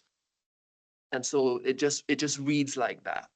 Is there a way, in the spirit of sort of like getting something out the door this month, what would be a specific change you would do to address what you're sensing? Write some bullet points to help the writing. Or I could just work with folks who actually did the writing. Got it. But again, on the priority actions themselves? Just the whole framing, because then that might change the priority actions. That's what I mean. I would just note that there are recommendations and actions within education at other levels. So I just want to note that these specific priority actions are, it's hard sometimes to vet them and discuss them without seeing the other 10 actions and making sure they were the right ones to be recommended to be linked. Right. Yeah. Okay. Yeah, Jill and then Jared? It's like with number one, seek funding source for a grant to create a Vermont climate curriculum. Who is seeking that funding? Like the state? Who are we telling to seek that funding? Mhm. Like that vagueness is, How much? yeah, how much, like. Almost be better just to say create, right? Like not. But who's creating that? Who are we telling to create that? So that's an example of the Agency of Education's already doing that. I had meetings with them, right? And so that's a classic case where the fullness isn't there. Right, and so it's a shame that Liz isn't here to help them. Yeah. It just to be clear, the Agency of Ed did participate in the task group. So I can't speak for how they represented what the need was, but they were at the table helping craft the recommendations for that group. And then this is where it gets at that nuance of the spreadsheets do actually show the lead implementer. So Jael, your question about like who, it is listed there, whether the Climate Council can direct them to do it or not, but there is a suggested lead implementer, which would be the Department of Ed. Can I ask a procedural? Yeah. But for the general public, how into the weeds do we need to be? Because we're trying to get a handle from them is like funding for this good broad, I mean, I'm just, because otherwise we could get stuck in the weeds on every single one of these. And I don't know if the general public necessarily wants to get in. I think we're trying to get right is curricula and others, is that a Yeah. good thing or not? Not necessarily all the details. Is training for the trades good? Yeah. But just one comment about that, Chris, which is, I think to Leslie Ann's good point, is that we're talking about going out with the priority actions. And so they're not going to see the context that Leslie Ann's speaking to or others. So the public Right. will see this and probably raise the same questions. Well, what happened to K through 12? Does the Climate Council not think K through 12 is important? And so that's a good also component about the rec, but also about how the public perceives it. And in that spirit, and I think what I'm caring for what you say as well, Chris, is like, hang on a second, folks, we don't need to get down in the weeds on every one of these things, right? If it is broadly going in a direction we like, great. It's okay that we don't do a ton of specificity in the way we articulate our priority action.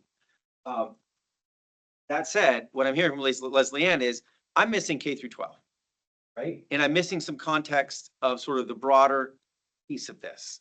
And so in the spirit of kind of moving along in this conversation, right, and not getting dragged down, say, I'm hearing that it feels like we're missing K through 12 in our priority actions. We probably have it in our full actions. Let's go down and find that, right? And provide some balance to what we need to do. And someone like Leslie Ann can absolutely help in the framing of the writing of the chapter and all that stuff as well. So that's the kind of thing that's really helpful if we want to just name it and cruise forward. If folks are okay, it's sort of that altitude of flying right now. And I think Leslie Ann's naming clearly, we're missing K through 12. Let's go see if we have actions we already have that we need to promote up to our priority action. And let's make sure we're talking about the framing of this in a good way. That's what I'm hearing, right? And I don't know, JL and others, like, I'm less concerned if we're not like nailing the implementer or nailing this when we go out now. I think it's more like Chris's point, like, wow, we need to really focus on curriculum. Wow, we really need to focus on the trades, right? Wow, we really need to focus on this stuff. These are the priority actions. Well, I think the public is going to want to know about the funding. I mean, that's a huge issue. Does that mean that people are going to be paying more taxes? You know, how is that? What's happening there? So I think, but using this like a flashcard and putting that information maybe on the more detailed information on the back, so they have that, Okay. that background. Okay. Michelle, Jared, and then, yep, go ahead. I think one of the things I'm struggling with is, all right, so we're creating actions for the next 3 to 5 years. And we, like, we already know that educational programs for the workforce pipeline exist. So are we, if somebody is going to take hold of this and do it, if a legislator is going to want to write a bill, or the governor's going to want to put something in their budget and create a new program or support an existing program, I feel like we need to be more like, this program exists, it's going to meet the need, it does X now, we want it to do Y. This is our target for 1,000 more employees trained in climate heat pump installation or whatever. I feel like these categories are so broad and so elusive in terms of, or no program exists for this, and we want to create a program that's going to train 50 people to do Y. Or train, 6 school districts or 5 or whatever.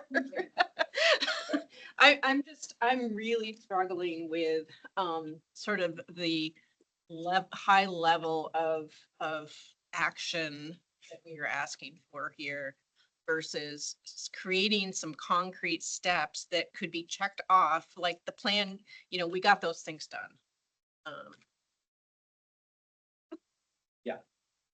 It is this, you're getting at the core point of the altitude that makes sense, right?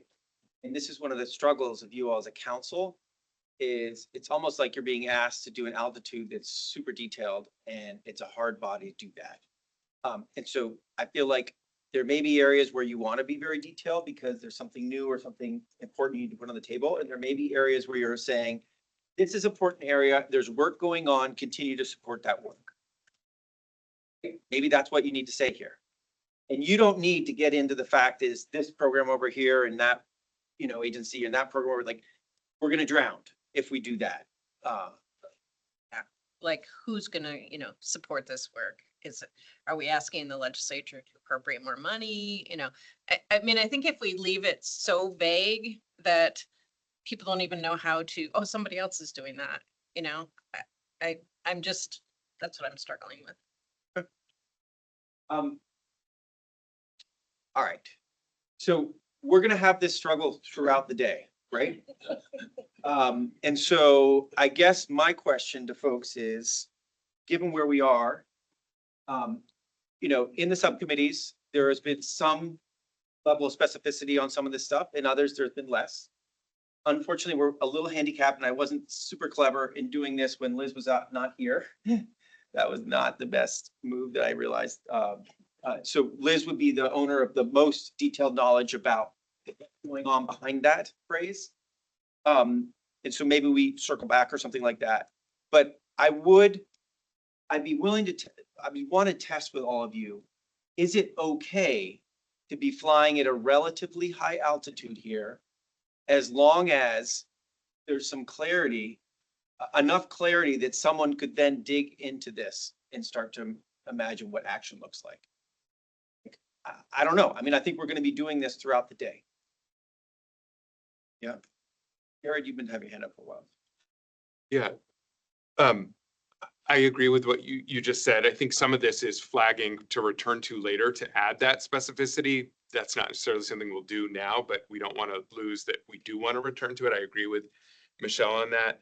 I had three broad things I wanted to say. One is, I think there's priorities, then there's priorities, right? I'm comfortable with like these first four going forward as the priorities that emerge, but we've talked about in past council meetings and past steering committee meetings, identifying yet another, like a set of top priorities within the priorities. And I can already see, like in these education ones, there's a couple that to me seem to stand out as aligning even more with the criteria that we've established as a council that flow from the Solutions Act around being effective, cost effective, and equitable when it comes to mitigation, resilience, and adaptation. Like to me, 3 and 4 rise a little bit more than 1 and 2 in the education ones, but I'm all of them going forward. So I just think it's worth keeping that in mind. Like these came forward as priority recommendations.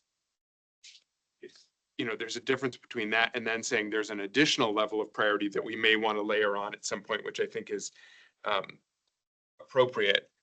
I also, and this may just be me, but I do think it's important to keep priority recommendations, even if they're not recommendations of new actions, because I don't think we can take for granted things that have occurred or that exist right now, especially in this federal and state funding landscape.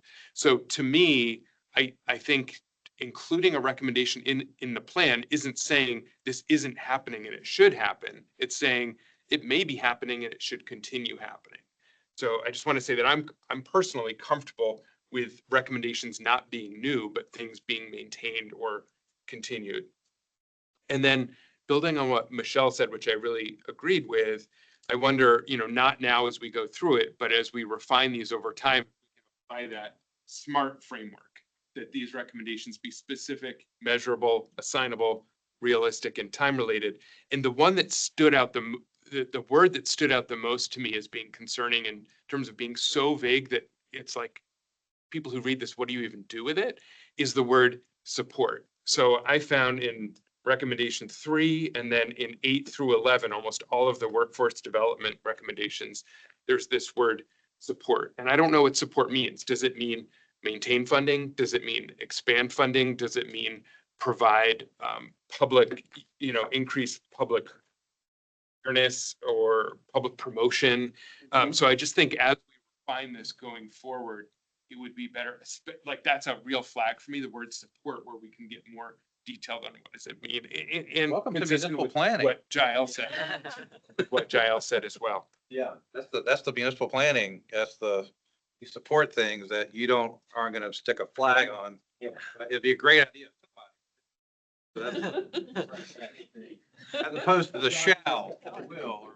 Yeah. All right. So can we practice what it feels like to move forward on this stuff? Sorry, David? Yeah. I get a little frustrated with this conversation because I feel like we're staying a little too much in the ether. So you framed up a process for us to go through these work cards. Yeah. Can I just make a suggestion that we like pick a couple of them and make suggestions? So, you know, I think Jared's exactly right. Instead of saying support, how about we say grow existing state funding for, you know, grow state funding for, I'm looking at number 3. Yeah. On workforce, grow existing state funding for educational programs. That's just make that change. I think there's a lot of programming, a lot of funding and programs, and we need to increase it. Workforce development is a central impediment to adopting solar weatherization, a whole set of things. I would put that as a number 1 issue out of the education. And the only other change I would suggest is there's a number of places throughout where silviculture, forestry are not. Agriculture, and I would just, every time we say agriculture, I think we should say silviculture, forestry. Okay. All right. So specific things on the table. One is we probably need to lift up something around K through 12 because it's a little bit invisible in what we have in our priority actions right now. Two is, we can be specific, make some suggestions. One suggestion is you take support in number 3 and turn it into grow state funding 4, as that was your, right? And the third thing is when we list off agriculture, put in silviculture and forestry, were your words? Yeah. So those were 3 specific changes that folks would like to see happen in this. 1 through 4. On 1 through 4. Yeah. Kelly? Yeah.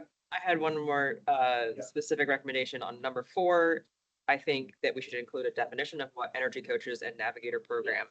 I asked. Include definition of what energy coaches. That was the and one I navigation- noticed. There may be other things too that people would be like, I don't know what the heck this thing is. So how do I say? I would actually maybe build off of that. I think that should be broadened. That's a pretty specific thing that already exists. As opposed to like just more of a description of the technical assistance that individual homeowners are going to need to be successful. Okay, so in addition to defining, actually lean on that broader definition, and then you can do a such as. Such as with the, yeah, that is an Okay. example. So those are 6 things we just said we want to do. Let me just check on those 4. On the top 4, on the education pieces, the 6 things, right? And hopefully Jane's taking notes and Charlotte's taking notes online, thankfully. But I'm not getting it. I'm not gonna get it all. I know. I'm too white. But the 6 things, yeah, the 6 things are, we're gonna have to lift up K through 12. On number 3, we changed support to increase, state funding for, blah, blah, blah, right? Whenever we do agriculture, we also talk about agriculture and forestry. We use forestry because some people may not know what silviculture. It's integrating. Other folks might, that's what you say. I understand some people may not know what Yeah, silviculture. I think forestry is probably a better. I think forestry, it's different enough Different, yeah. to define it. It's totally different, but is there another, but if we don't define it, I'm afraid some people. We will define silviculture. Yeah. Agroforestry. That, No, I mean, silviculture is managing forest to produce fiber. I think forestry is fine. Forestry is fine. It's a little broader and it includes that. Okay. We will find some, Somehow, I just, right, but whenever we're doing agriculture, we incorporate the forestry aspect of it as well, right? And the variations of that if we need I think to. if I asked my commissioners, if they knew what silviculture was about. Third of them. Third one, no, okay. I have So an amendment to David's piece when you're ready. Yep, and we will, in the description of energy coaches and stuff like that, use a broader definition and use a such as for that. What did I miss, Jane, or something else? Okay. I think this is a friendly. Synthesizing, I'm mindful of Leslie Ann and my own experience and what we're seeing now. Our world, my world, is just before we go right to give more money, I would love to have a sort of a survey, integrate, then greater discipline on outcomes, and then where necessary, add additional funding.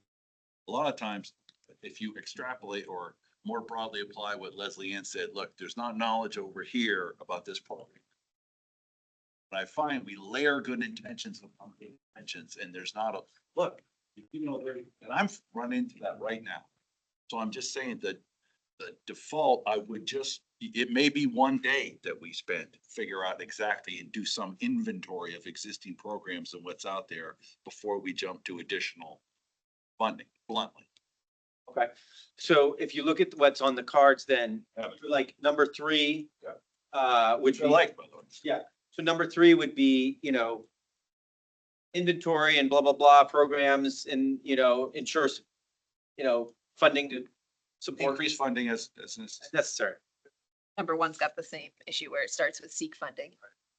So everybody else, when you hear that, does that make sense where baked into the recommendation is, or to the action is, sure what's going on, seek additional funding as needed, to support, yeah. Yeah. Yeah, it does for me. And I had a similar thought as Carrick in terms of being relatively new to this process, but spending 20 years in budgeting, wanting to understand what our investments are now and what we get and how we can build on them before we make that decision to increase funding. And I'm kind of the conclusion, maybe that's why we use the word support, because it's a little bit more ambiguous about what does support mean? Is it increased funding? Is it being a champion for the program and speaking about it publicly? Like, it's generic, so we use positive. So let me just double check, because there, Hypothesizing. yeah, thanks for that. And I think, so I just want to test with folks, if we do some change language where it's like, focus on this issue, survey what's happening already, make sure it's blah, blah, blah, add funding where needed, da, da, da. Are people comfortable baking that into recommendations? Yeah, Chris? I guess funding is tied to all of this stuff. And I like what I'm inclined to, because I'm for the public, I'm more inclined to know what of these do they feel like their priorities are? And what do they feel should be in the plan? What I would, and this is, we can park this one, but what I would really love to kind of get at the end of the sessions and ultimately tease out of this is like, you have finite resources. If you were to prioritize where your funding would go as a Vermonter participating in this, what would be your priority? Is it education? Is it cross-cut? Is it, what is it? Just to get a sense that, and not to put a number on anything, but every single one of these has funding implications. And so, yeah, anyway, I just want to throw that out because I would love to know what Vermonters are, where they're saying, this is really where I'd like to see my tax dollars. Well, there are exercises one can do, where you can put, Absolutely, yeah. put little chits on this, and like, you got 10 or you got 20, you can distribute them around what you want to do. Like, there are definitely exercises that get to that, you're saying. All right, let me just check though, David. But just to respond to Carrick's idea, I'm fine. I think support, Sarah, is too broad. And if we want to give them something that we can assess at the end of the day, like, did they actually do it? We need to give them something specific. The only comment, I think that's good and it should be embedded in everything, that we shouldn't be blindly giving out money to programs. But there is a certain level of prioritization that's happened here. This subcommittee said workforce development is a big gap. And I want to make sure that comes out. And one of the things that I think right, but like there's the legislature, the committees that and the House and Senate that work on workforce development, the Department of Labor, there's a boatload of work that's been done to assess, evaluate, identify good programs. I don't know that we really need to tell them to do that. I'm fine with it in there. I just want to make sure that there is if we decided the subcommittee had a good idea, let's make sure we tell the legislature, do something with that, not just give them permission to study it or think about it. I'll just respond quickly. If it's ensure that kind of coordination, great. In my experience, you tell me, and the data shows this country, us, and I don't think Vermont's an outlier, does not do a good job on workforce training, workforce development. We don't retrain. We don't do necessarily a good job. That's why it continues to be a focus. And in other areas where I've looked, this is going on. It makes sense to me. It's a focus. And David, I'm with you. If it's just like ensure that thing has been done, we already have it. We did it. Great. Then box checked and off we rock and roll. How about this? How about we take this spirit on, particularly for the 1 and 3 or wherever it needs to go, and we play around with some language, and we come back to you in the 31st with that language that embeds this sort of thinking into it, right? And hopefully it's not wordy and gross and hard to read, right? Hopefully it's like you start with like what we call don't bury the lead, like put in workforce is the lead, and then you can say, do this, do that, do that. Yeah. Okay. One last overarching thing in here is, what does the term climate career mean? Because when I see it, it has a certain sub-meaning to it. And as a climatologist, I thought I was in a climate career, but I'm not, I'm not getting that in the way that this is kind of framed. And so again, it sort of goes back to that broadness of how we're doing this and how we're preparing students across the board to assist. Yeah, I wish Liz were here to say. I can actually speak to this one. Awesome. So our governor, as part of the U.S. Climate Alliance, did sign on to the Climate Ready Workforce Initiative. And our office with many other state agencies as well as the Department of Labor is working to implement those recommendations. And the first part of that is to define what a climate career and climate workforce looks like, because I think we do associate it with clean energy jobs right now. And there's a big push, and our governor's actually leading the task group with Arizona around resilience jobs and understanding what a resilience workforce looks like. And then there are other ones around manufacturing, around education. And so I think that that is a recommendation. I don't know, I don't actually know if it's a priority recommendation, is to support that initiative. And there's money behind that. There's a lot of work. So I think those basic aspects of definition and then how you skill people with that and create as like stepwise pathways for folks to move into many different career pathways is really of interest to our Department of Labor as well. Sounds like it's a definitional thing that would be helpful, maybe a little box. Yeah. Like, hey, this is a work in progress. We're trying to figure out how this involves clean energy job, people who are helping Vermont maybe be more resilient, people who are studying climate, or, we're working on that definition. I you brought it up. Okay. All right, guys. So here's what I'm thinking. For these 4 changes we've said, are you comfortable us coming back to you on the 31st with those updates? Right? The ones we've said, I've ticked them off on my finger a couple of times. Jane's been putting stuff on the whiteboard. Charlotte's been keeping notes online. The recording when you go back. Okay. So here's what I would suggest. Yeah. All right. Oh my God. Okay. Two other thoughts. Well, first of all, like when I read for example, maintain, energy coaches and navigator, appreciate that we need a definition. I think maintain is in there because we built that program up and then we took several people off. So I think it's also important for us to be thinking about how do we build so that if we're advocating for programs that we are committed to sustaining them. Putting that out there. Yeah. I don't know if it shows up words on the page, but I'm just noting that has happened to some of our programs and sort of billing services in an uncertain world. I know we have a heightened level of uncertainty now, but I just want us to be aware that is happening. I'm lost. Are we tweaking the language of these for I us or hope for not. the public? I thought we were tweaking these.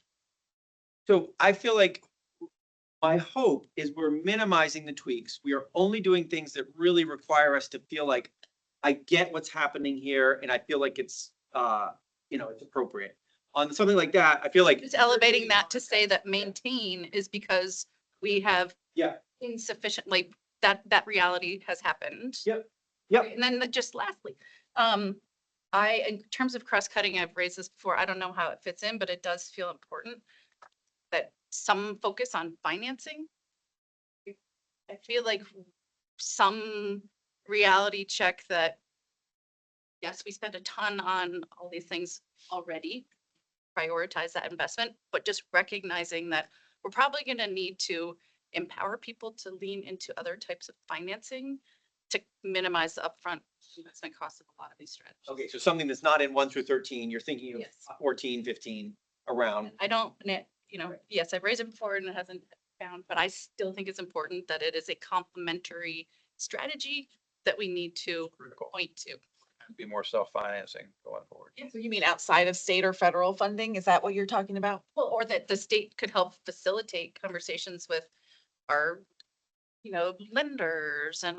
Would folks be okay with, I just made a comment here and I do, I guess I wonder, because it is absent, like what the treasurer is doing, treasurer's work, as Yeah, well as There's good work. the resilience implementation strategy is directly tied to priorities and funding for that.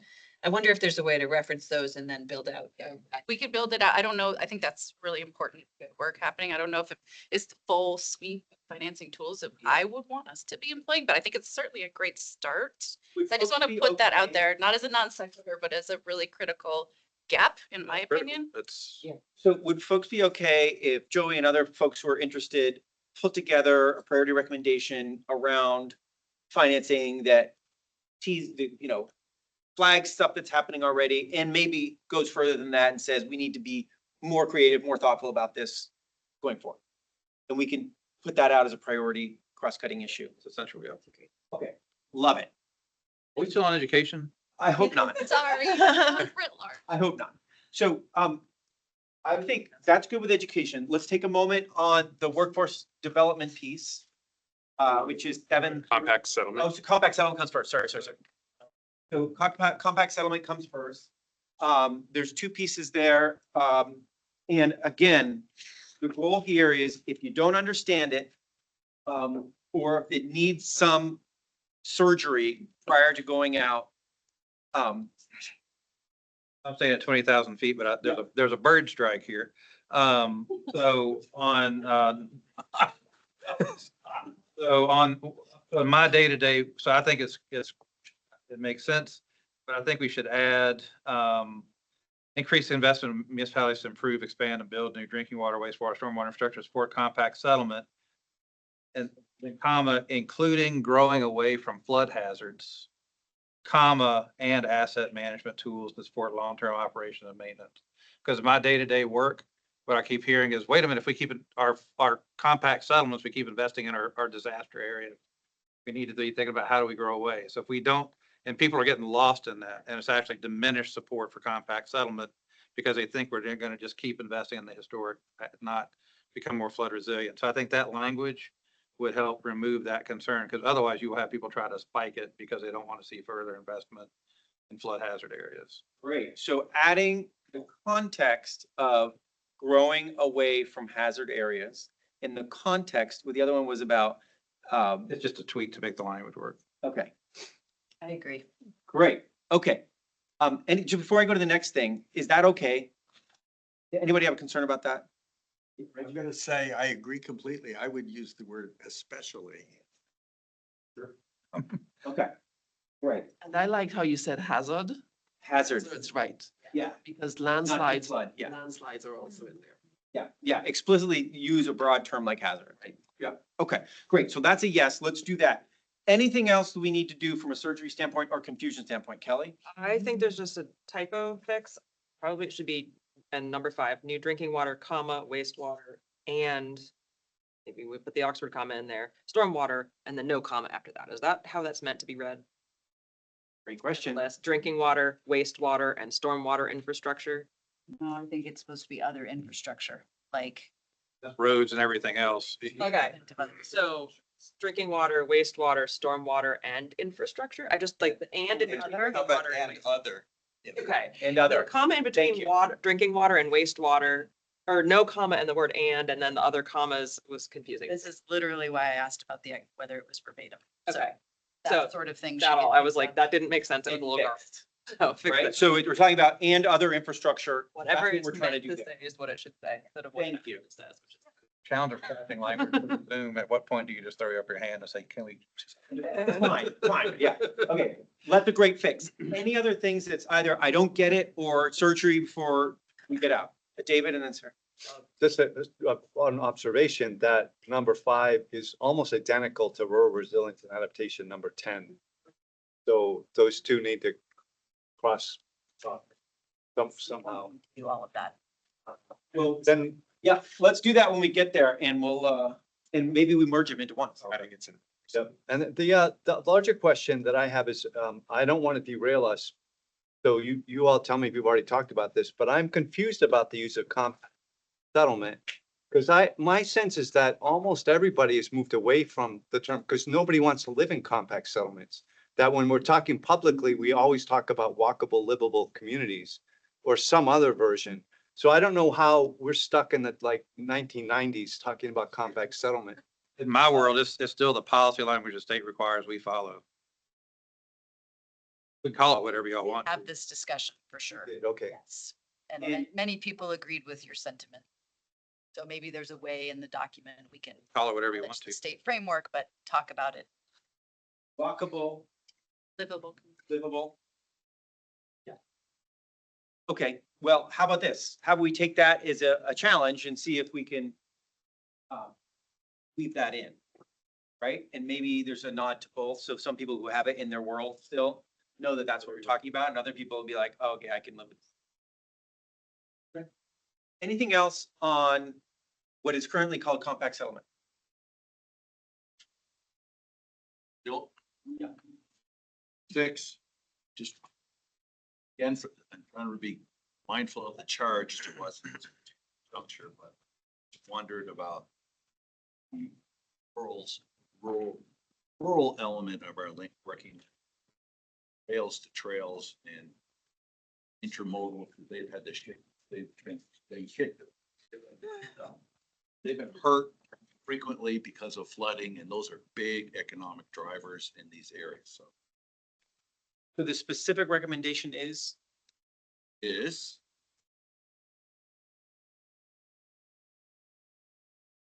Such as?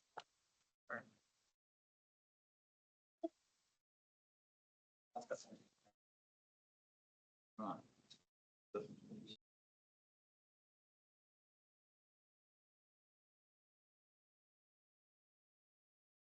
Member emeritus suggesting they might go somewhere else instead of here. okay, Settled. cool. All right, so keep it in mind, don't lose it, let's find it. Okay. Okay, anything else? My question going back to number 5 was clarity on asset management tools. And is that tools purchased for municipalities, for the state, or is it It's, for whoever needs an asset management tool? Me. Where's the for asset management? Assistance to help build their own asset management plan. Drinking water systems, you You said? don't Julie? do that on the wastewater side, and I suspect that is part of what's being spoken. but I think the plain language thing would just be in ensuring their sustainable operation and maintenance, because that's the big issue is that we build these systems and we don't have the ability. The municipalities don't have the capacity to sustain them. So change asset management to, Tools off. Cool. to- Yeah, ensure their long-term operation and maintenance. okay. The asset management principle is incredibly important when you're talking about these resources. Putting a resource like this in, yeah, okay. Great. Anything else? Again, we're gonna have to be efficient. We're gonna have to like resist the temptation for the little tweak, right? Okay, not- not a little tweak, but Okay, I will note that there's nothing in here about new financing techniques like tax increment finance to actually allow this stuff to get built. I think that gets to Joey's point. And what I'm begging all of our towns to do right now is you're no longer be able to rely on grants. You're gonna have to think about self-financing. And that's just a bigger, I think that gets captured in the bigger. oh, great. So Rich, make sure Joey has that in when we start doing that new recommendation. It's part of the RIS. So I already got the RIS written. Nice. One of the finance. Okay, cool. All right, folks. Lunch is here, but we're gonna finish this one before lunch. Yeah, yeah. Okay, so we got 7 through 11 here. This is workforce development. Let's, again, the same thing. I don't get it, like I need some more clarity to understand what this thing is, or here's some surgery that I think really needs to happen for this thing to even walk out the door on March 31st. Yeah. Number 7, we say increase their capacity. What? Yeah, like that's just so, number 7, I would actually suggest deleting unless there's a lot more substance that exists somewhere because. Yeah. uh, Okay, so number 7 doesn't stand on its own unless there's something there. Yep, okay. Then Love it. the other one I had was just, I feel like we're missing the actual, like, just transition of fossil fuel businesses in this workforce conversation. Dealers or gas stations, like. Okay, that's so- a it's a separate set of workforce challenges. We're focused on what we need more of. There's also how we help the people we need less of. So you're feeling that it should be lifted up into the priority recommendation space, some mention of fossil fuel economy, work, jobs, and a just transition on that. Okay. Great. Liz? With that, And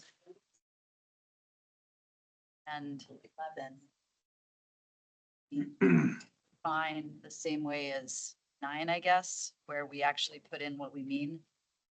Electricians, plumbing, building trades, agriculture, working land, whatever that is, Right. gets to the climate job. point. So in 8 and 11, get that specificity that we have elsewhere. Yes. Okay, love it. not otherwise. Joey? Just a simple request across the board. I know what these acronyms mean, That's what I was gonna say. Yeah. but, Thank you um, for saying that. Yeah, just in no general, acronyms. Yeah, I completely agree. or if you use them, then Thank you. Kelly, you had your hand. That was the same thing I was Same gonna thing, say. okay. Michelle, and then Jared, or either way. I was just gonna say, going back to 7, I think there's at least a couple areas of a lack of clarity. One Secretary Moore mentioned around what is increased capacity. The other one is create revenues, and maybe there is specifics there. And one option would be to take this out, as Secretary Moore mentioned. The other would be if there is a such as to be added that makes it clearer, then I don't want to, you know, prematurely take it out if there are specifics that could be added in a such as. I love it. And I think that's exactly the intent here, right? It's out unless it can have some specificity and such as it would actually have it. And there may be, right? There may be. Michelle? I think, under education, number 3, which was our technical education workforce piece, I'll be combined with, 8, 9, and 10. I feel like 8, 9, and 10 have a lot of the same qualities in them that could probably be written into like one priority action. 8, 9, 10? 8, 9, 10, and 3. Right. Okay, 8, 9, 10, maybe even with 3 from education, roll it up into something that's powerful. Great. Kelly and then David? Just wanted to jump on, piggyback on what Eric said about number 7. I would love to see if it could be fleshed out. I think that, Right.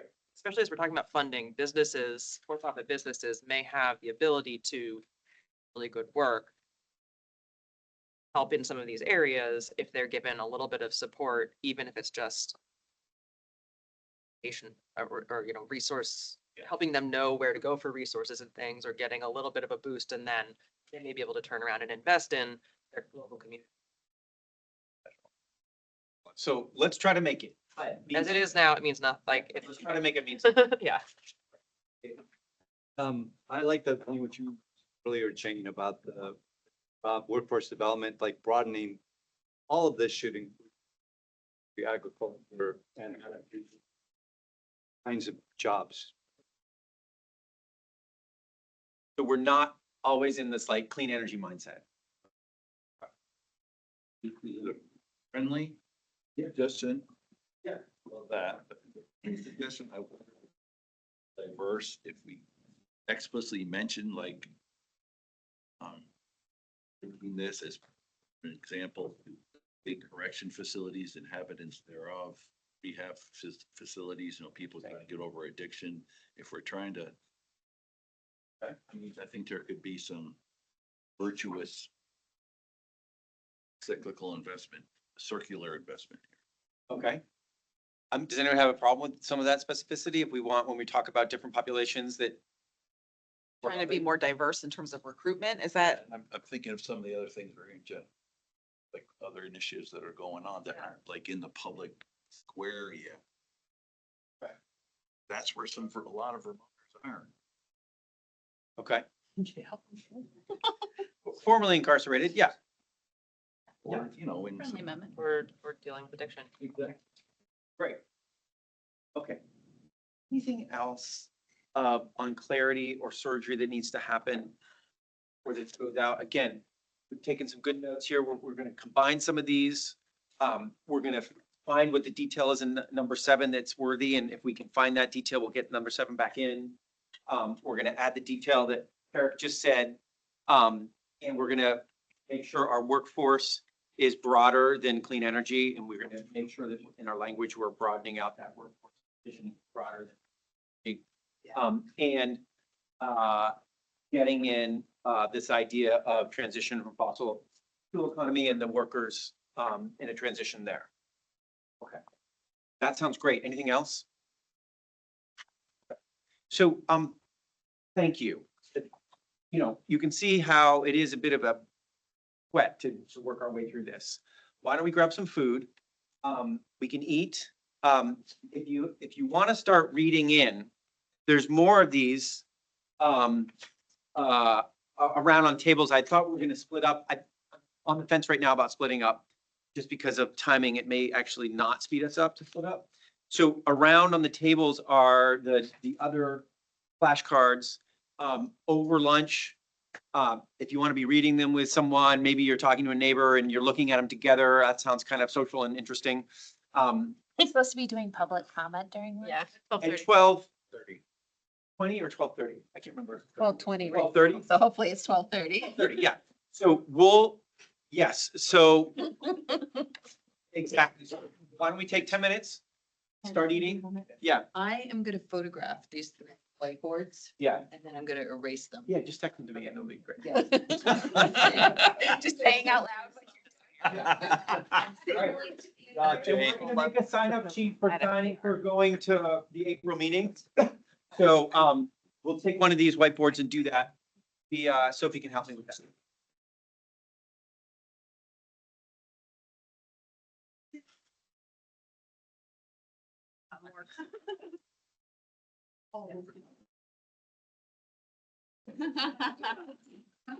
Like, was until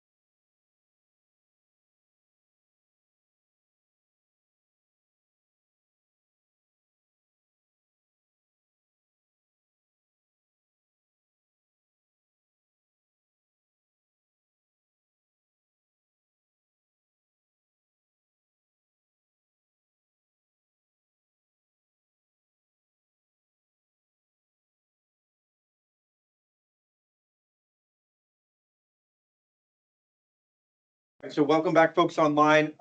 People in the room are still finishing up their lunch here. However, this is the time that we scheduled to have public comment, so I want to hold it. We're on Teams today, not on Zoom, so I'm a little less confident, and I don't see Jane here to help me with managing things. But just in the same way, Matthew opened up his line or raised his hand, excuse me, Annette's raised a hand. As we've done for the last period of time, we're going to do up to 20 minutes of public comment if we need it. If we don't, we won't. We're asking folks to stay within about 2 minutes, and I'll let you know when that's come up. We are summarizing public comment as part of the meeting minutes of these meetings. So that gets into the meeting minutes. So Matthew, I see your camera's on and everything. So let me just turn it over to you, and thanks for joining us today, Matthew. Thank you. Greetings from Mount Climate Council. I can't hear Hi, you my guys. name is Matt. Wait, with that. I'm unmuted. Oh, there we go. Now we go. Okay, good. Yes. Hi, greetings, Vermont Climate Council members. My name is Matthew LaFleur. I'm actually a Climate Council member for the transition team member. And thank you for hosting this, event, My question is, and there's a question and concern is, on the public events that we've been talking about, how can we achieve this goal for public outreach, knowing that how we're going to get there is how we're going to succeed? Because I know, like I said, are we going to do this regional or are we going to do this at a town level? That's one thing that's one question, because that wasn't, discussed. If this is going to be held regionally or individual town level. I have two suggestions is, one of them is easy. The question I'm asking is those towns better have hybrid, because more of the population of Vermont are senior citizens. Let's repeat, senior citizens, and they do vote. They basically hold our votes in their hands, basically. Those are for the town at the local municipal level. And if we're doing it regional, I would say per county wide, depending if those counties have the technology with the hybrid / local events to do that. For me, it's, is trying to make sure that what we're discussing today, the surveys, the stuff that we want people to participate, we want to make sure that they can participate fully and not miss any steps, because it is important for not just Vermont statewide, but members that vote the most. So remember, they hold our votes in their hands. So anything that moves forward has to go through the public, So yeah, thank you very much for hosting this. I look forward to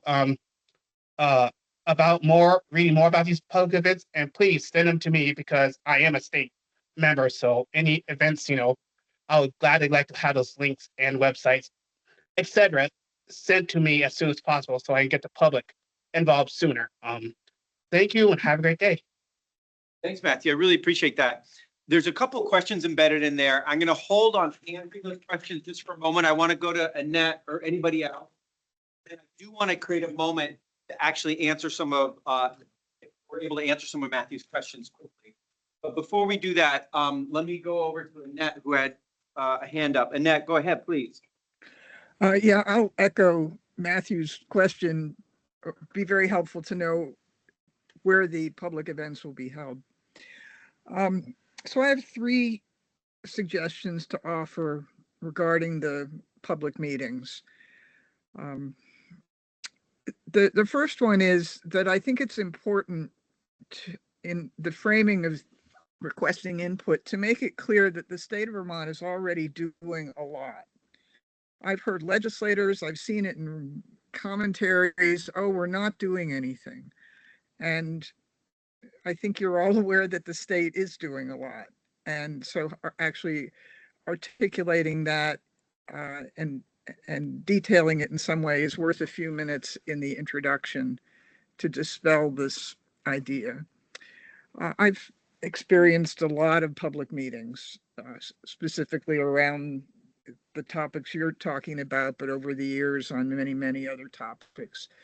And as a member of the public, I will say that I find one aspect of public meetings on these sorts of things to be really annoying because it's a waste of everyone's time. And I don't know how you avoid it. but there are groups that send people to these meetings with the same talking points over and over and over. And if there is a way to engage people that does not generate that kind of repetition, and that would be really helpful, because I get pretty upset at my time being wasted, and I don't think it's useful to you. What I do think would be helpful is, you know, that there are some things that are controversial, or that are things that are likely to have people talk about if you bring it to their attention. And because this is such a massive plan that covers so many different areas, maybe you can pick out a topic from each area. So I'll give you a couple of examples. One is the proposal to have a modified clean heat standard. That would be a way of bringing people in to that thermal sector discussion, get people to read more about it, highlight it so that you get people's feedback on it. Similarly, the discussion that you just had about the language around compact settlement areas, which I think a lot of people are very concerned about this growth center, and we're all going to live in villages that flood all the time. That's something that I think is really a key point that is of interest to Vermonters. You know that the topic of biomass is very controversial, and I think you're getting the idea. You can pick out things that rise to the top, that have come to the surface in your committee meetings, that will generate a lot of discussion, and then perhaps get people to actually go and read more of the chapters and provide follow-up feedback, because I think that's where you're going to get the most substance. I'm just going to note the time, but thank you. Do you want to, if there, sorry to interrupt, but is there another piece you want to? I just want to wrap up by saying that just going and getting general comments at the stage that you're going out to the public, you already have a plan that's really pretty well baked. That's my observation. And so you want to get specific comments so that the public will provide you with the input you're looking for, that may cause you to modify what you're doing or not. But I think that just some of what I'm hearing is a little general, and it's not going to be useful to you. You can say we heard the public, but if you really want input on your specifics, then ask for the specific input. Thank you. Thanks, Annette. I really appreciate that input. I think there's another hand, but I don't see a name. So if you have your hand, wait, I'm not sure whose hand that is. I see. Harry, Andrew, go ahead, please. Hi, thank you for taking the comments today. I agree with a lot of what's in the plan, and I just wanted to focus on public transportation in particular. And I would really commend the focus on smart growth that I've seen in the plan so far. But I and a number of people that I've been working with are concerned that public transportation is not adequately addressed in the current plan. But it not only is it really crucial for as a climate issue, but also as an equity issue. And I think it's also fundamental to our economic growth in the state. And it's obviously a very challenging issue in a rural state like Vermont.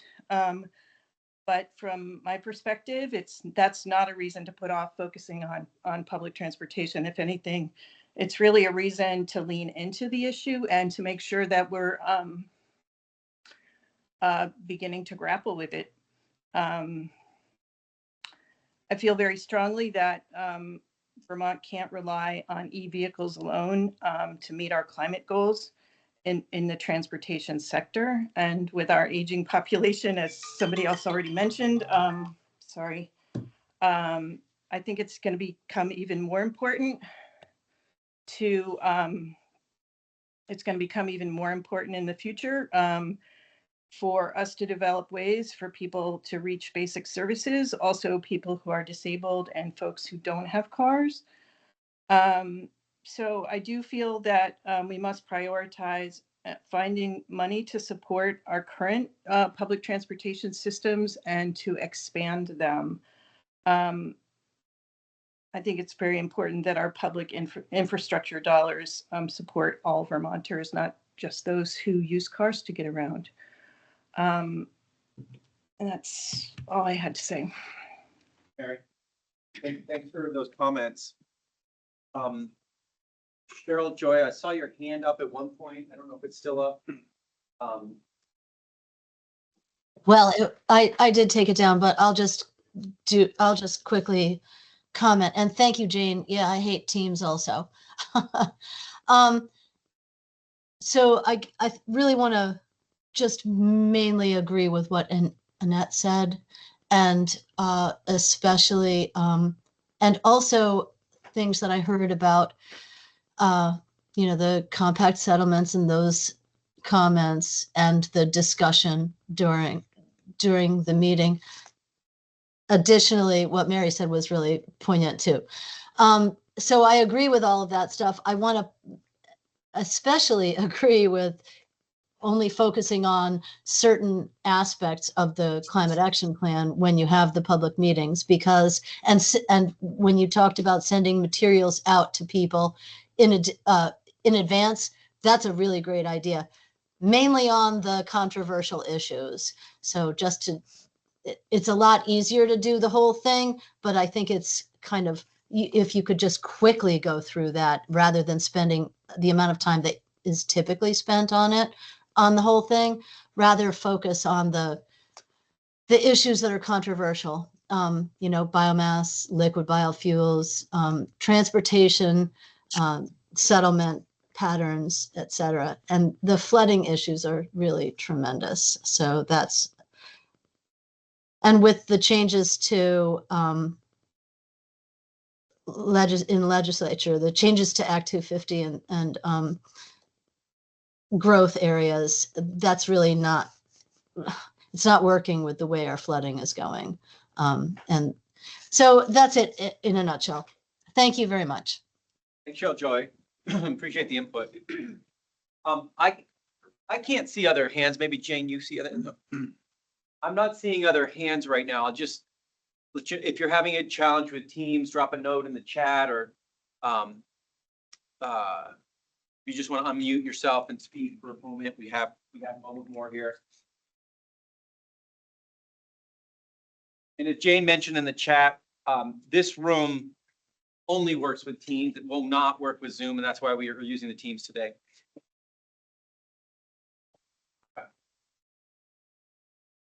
Great. Well, thanks. And there were some questions asked, and I know, Sophie, before you run out of the room, just Sophie. Sorry, just to pull it right. So there was a question, where are the events happening, and will the events be hybrid to encourage more participation? Yes. And so you have the events written up here, and just as a side note, the Climate Action Office is partnering with regional development councils and development councils,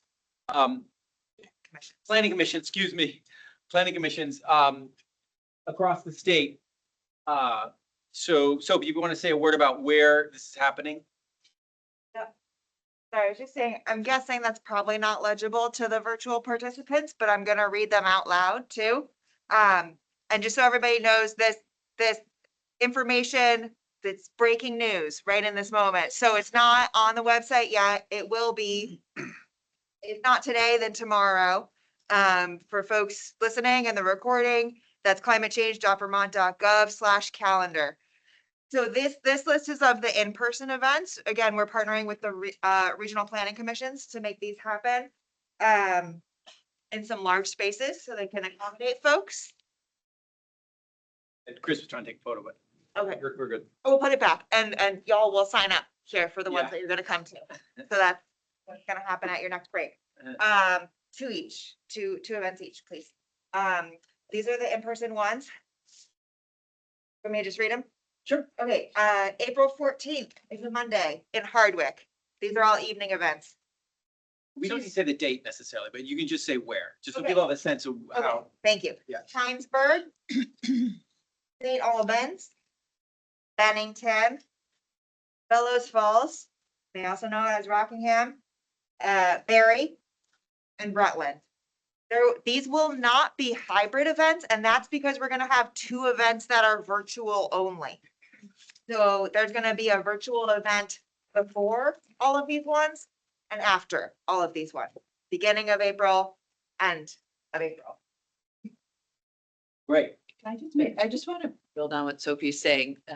First, I just want to note that many of these events are all being supported and helped to put on with through funding that we have through federal dollars. So I want to note that. It's through our climate pollution reduction grant. We got some of those funds are to support outreach and engagement. And as you all know, this aligns with some of the deliverables of that grant. That money was frozen, isn't frozen now. I just want to note that though, because the support through the RPCs is paid for by that. So we're moving full steam ahead and planning in good faith that we still have access to that, but just wanted to note that. And then 2, also wanted to note that this is very much in line with what we did for the first climate action plan for counselors who weren't part of that plan. And the expectations on counselors is similar to the first time. So we did have meetings online, as Sophie alluded to, and then we had, I think, not 7, we had 6. I think we had more than 4, but 5 or 6 in-person meetings in different locations around the state. We built on what we learned from those to plan where these would be this time, and then had counselors join at many of those and just sort of commingle as participants and really be there to sort of provide feedback, answer questions, but not be there in a presenter mode, but really just listening mode. So it's very much in line with what we did for the first plan too. Okay, thanks, Sophie. Okay, I see one more hand online. We have time for another comment. So, Peter, Duval, you got your hand up. Want to come off mute?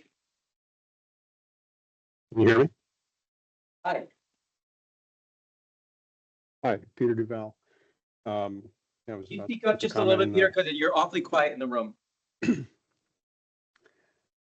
I was just about to put the comment in the chat, but the basic comment is a high level one that I think you're probably missing a section on all of the things that the legislature should have done to make your job possible.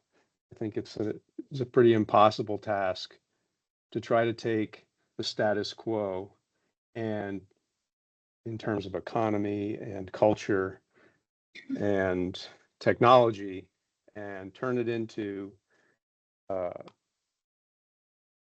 civilization that has 0 operating emissions and 0 capital emissions, which we now would refer to as scope 1, 2, and 3, and just to assume that an incremental and smooth transition is possible, one that is on some kind of gradient descent.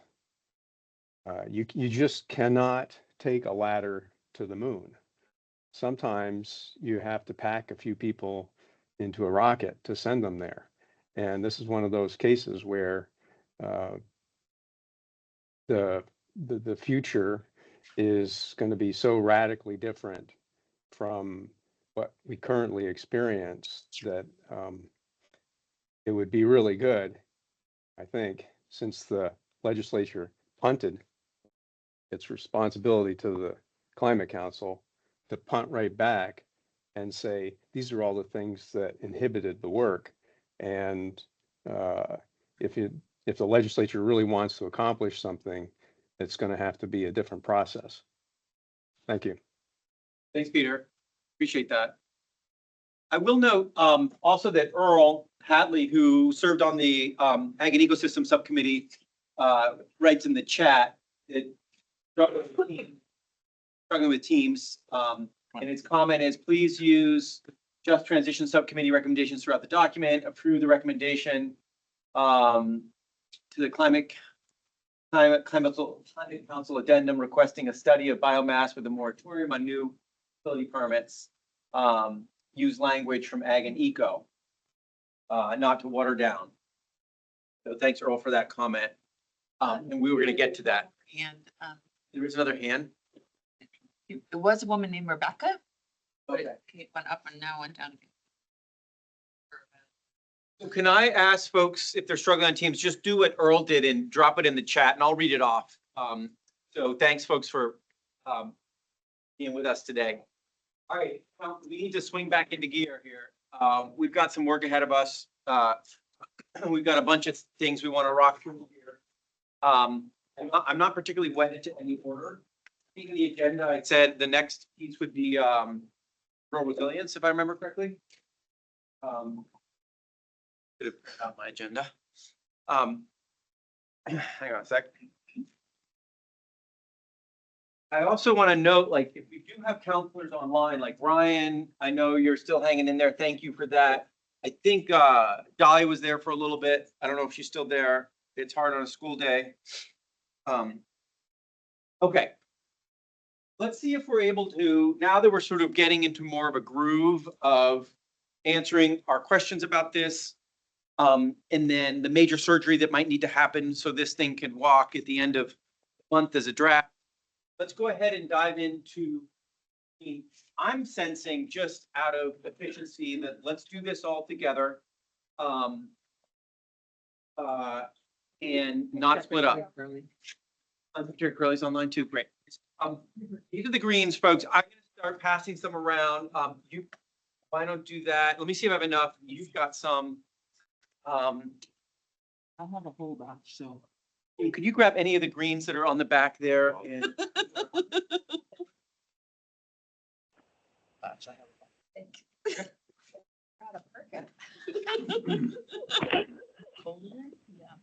Are you not cold? Oh, Chili, I run hot now. you're chilly? Really loud. That is loud. There's that. I got, oh, I think. okay. All right, guys, dive into your greens, If please. anyone needs greens, Yeah, over there, Joey's gonna probably need some and, Kelly when she's back. Okay. Where we said that. All right, guys, we're diving into the rural resilience ones. It's the greens. Jane's got a few more. Any more? All right, so I'd encourage everyone to dive in, do some reading.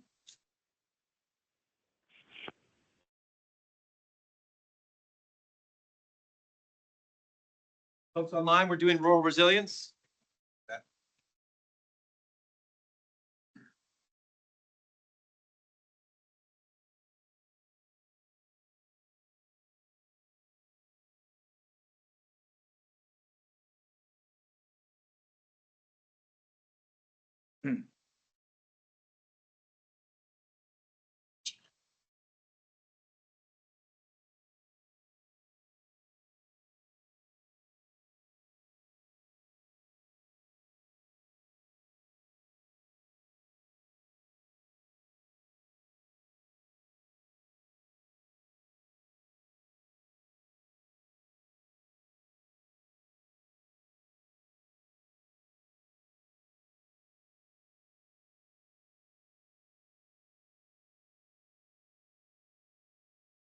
There is a wheelchair.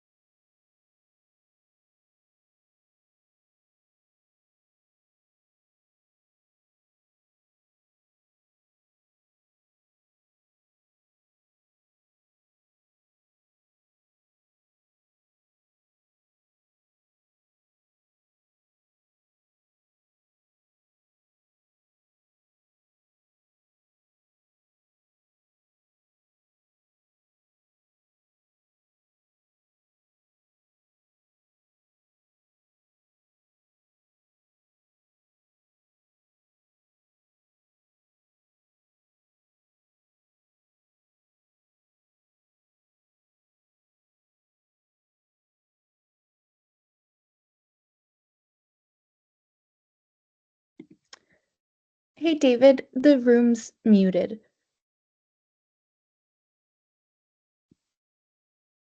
Thank you so much, Charlotte.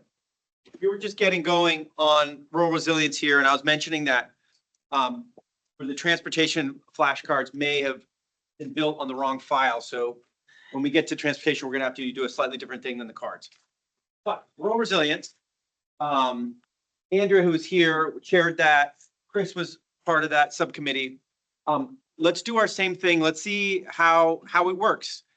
Again, our goals are, if we don't understand something, let's lift that up and see if we have an answer.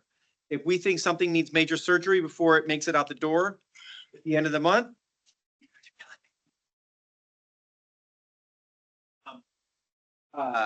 let's do that. So I'm happy to do all of the greens all together. If folks are okay with that, start at the top if we want to. But if folks need some clarity on anything, are there any questions people have about what these priority recommendations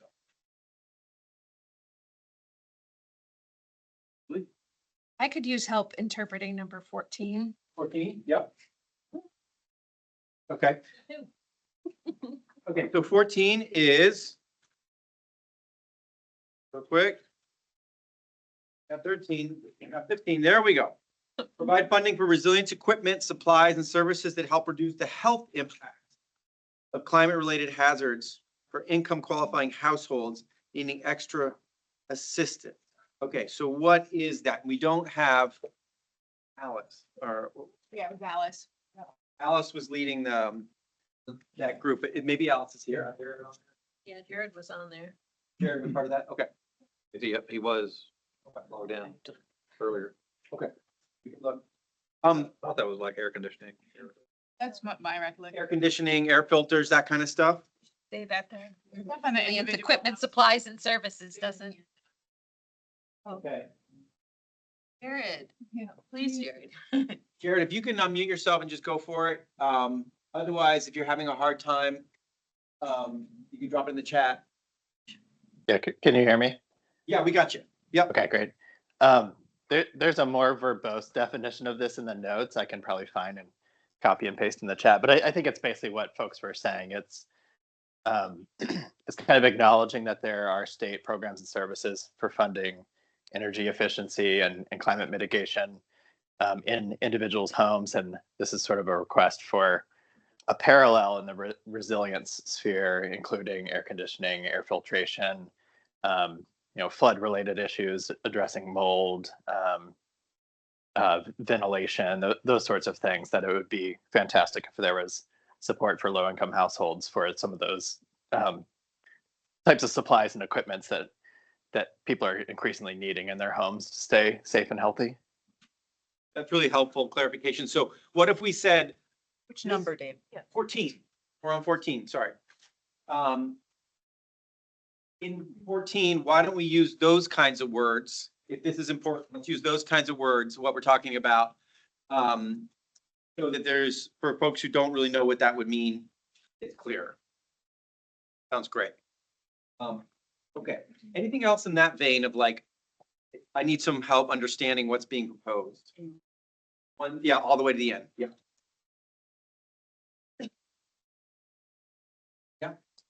In number 15, maybe along those lines, I think the intent is to provide additional funding to our designated mental health system or increase trauma caused by climate change, but is it just to provide more capacity to serve Vermonters, or is it specific to trauma to climate change? Because I think it'd be hard to distinguish something specific caused by climate change, climate-related disasters, other than, I guess, like flood. We've done flood.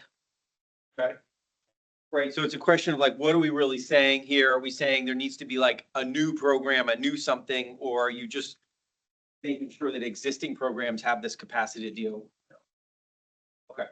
Again, if folks were involved in that conversation, whether Jared online or others, want to say a word about what was the intent here, like funding for what? I can attempt again. And I think it was kept pretty broad in terms of recognizing that communities, both at the community level and at the individual level, are experiencing post-traumatic stress disorder, anxiety about climate change, all kinds of different impacts that our mental health system isn't, particularly well supported to address at this point, given that there are so many demands. So is there a way to allocate specific resources to our mental health partners to address those types of needs, in addition to all of the many challenges that they're already attempting to address? Okay, given that clarification, I mean, it's almost like, would you start the thing after the comma? Right, just start the recommendations, provide funded partners with more capacity to address. Something like that, is that what people are saying? Okay, so maybe on 15, start it after the comma, and that's the level of specificity that'll be helpful. Okay, anything else? Yeah. Number 11, I would just strike and/or county government. That doesn't exist, and that doesn't necessarily at this point need to be a point of conversation, because RPCs do, and that's something that we could, provide more assistance to if we had the authority. It's not so much the state not wanting us to have, it's FEMA recognizing what, under their processes and procedures, what we're allowed to, the state's allowed to empower us to do. So I just think that might be a distraction right now, and/or county government. Any thoughts on that? I just ask, is there a problem with the way the federal law is written that FEMA's got to work through the county government? Yeah, it right now, yeah, it's a mess. So all throughout New England, they're used to working with counties. Yeah. Or otherwise whoever owns the asset. So right now, they deploy to each individual municipality, which isn't particularly efficient or healthy for the municipalities, because then they have to come up with their own resources on a town by town by town by town basis to engage with like the public assistance staff. And so the idea is and like we have RPCs have an MOU with the state to do what the state asks us to do, but FEMA, like, okay, state, under what authority are you empowering the RP? So that's the question, what we can actually do. So this recommendation would be to enact legislation that names the RPCs as. Honestly, I wouldn't get too deep into the weeds on this thing, because so much is changing, like on a day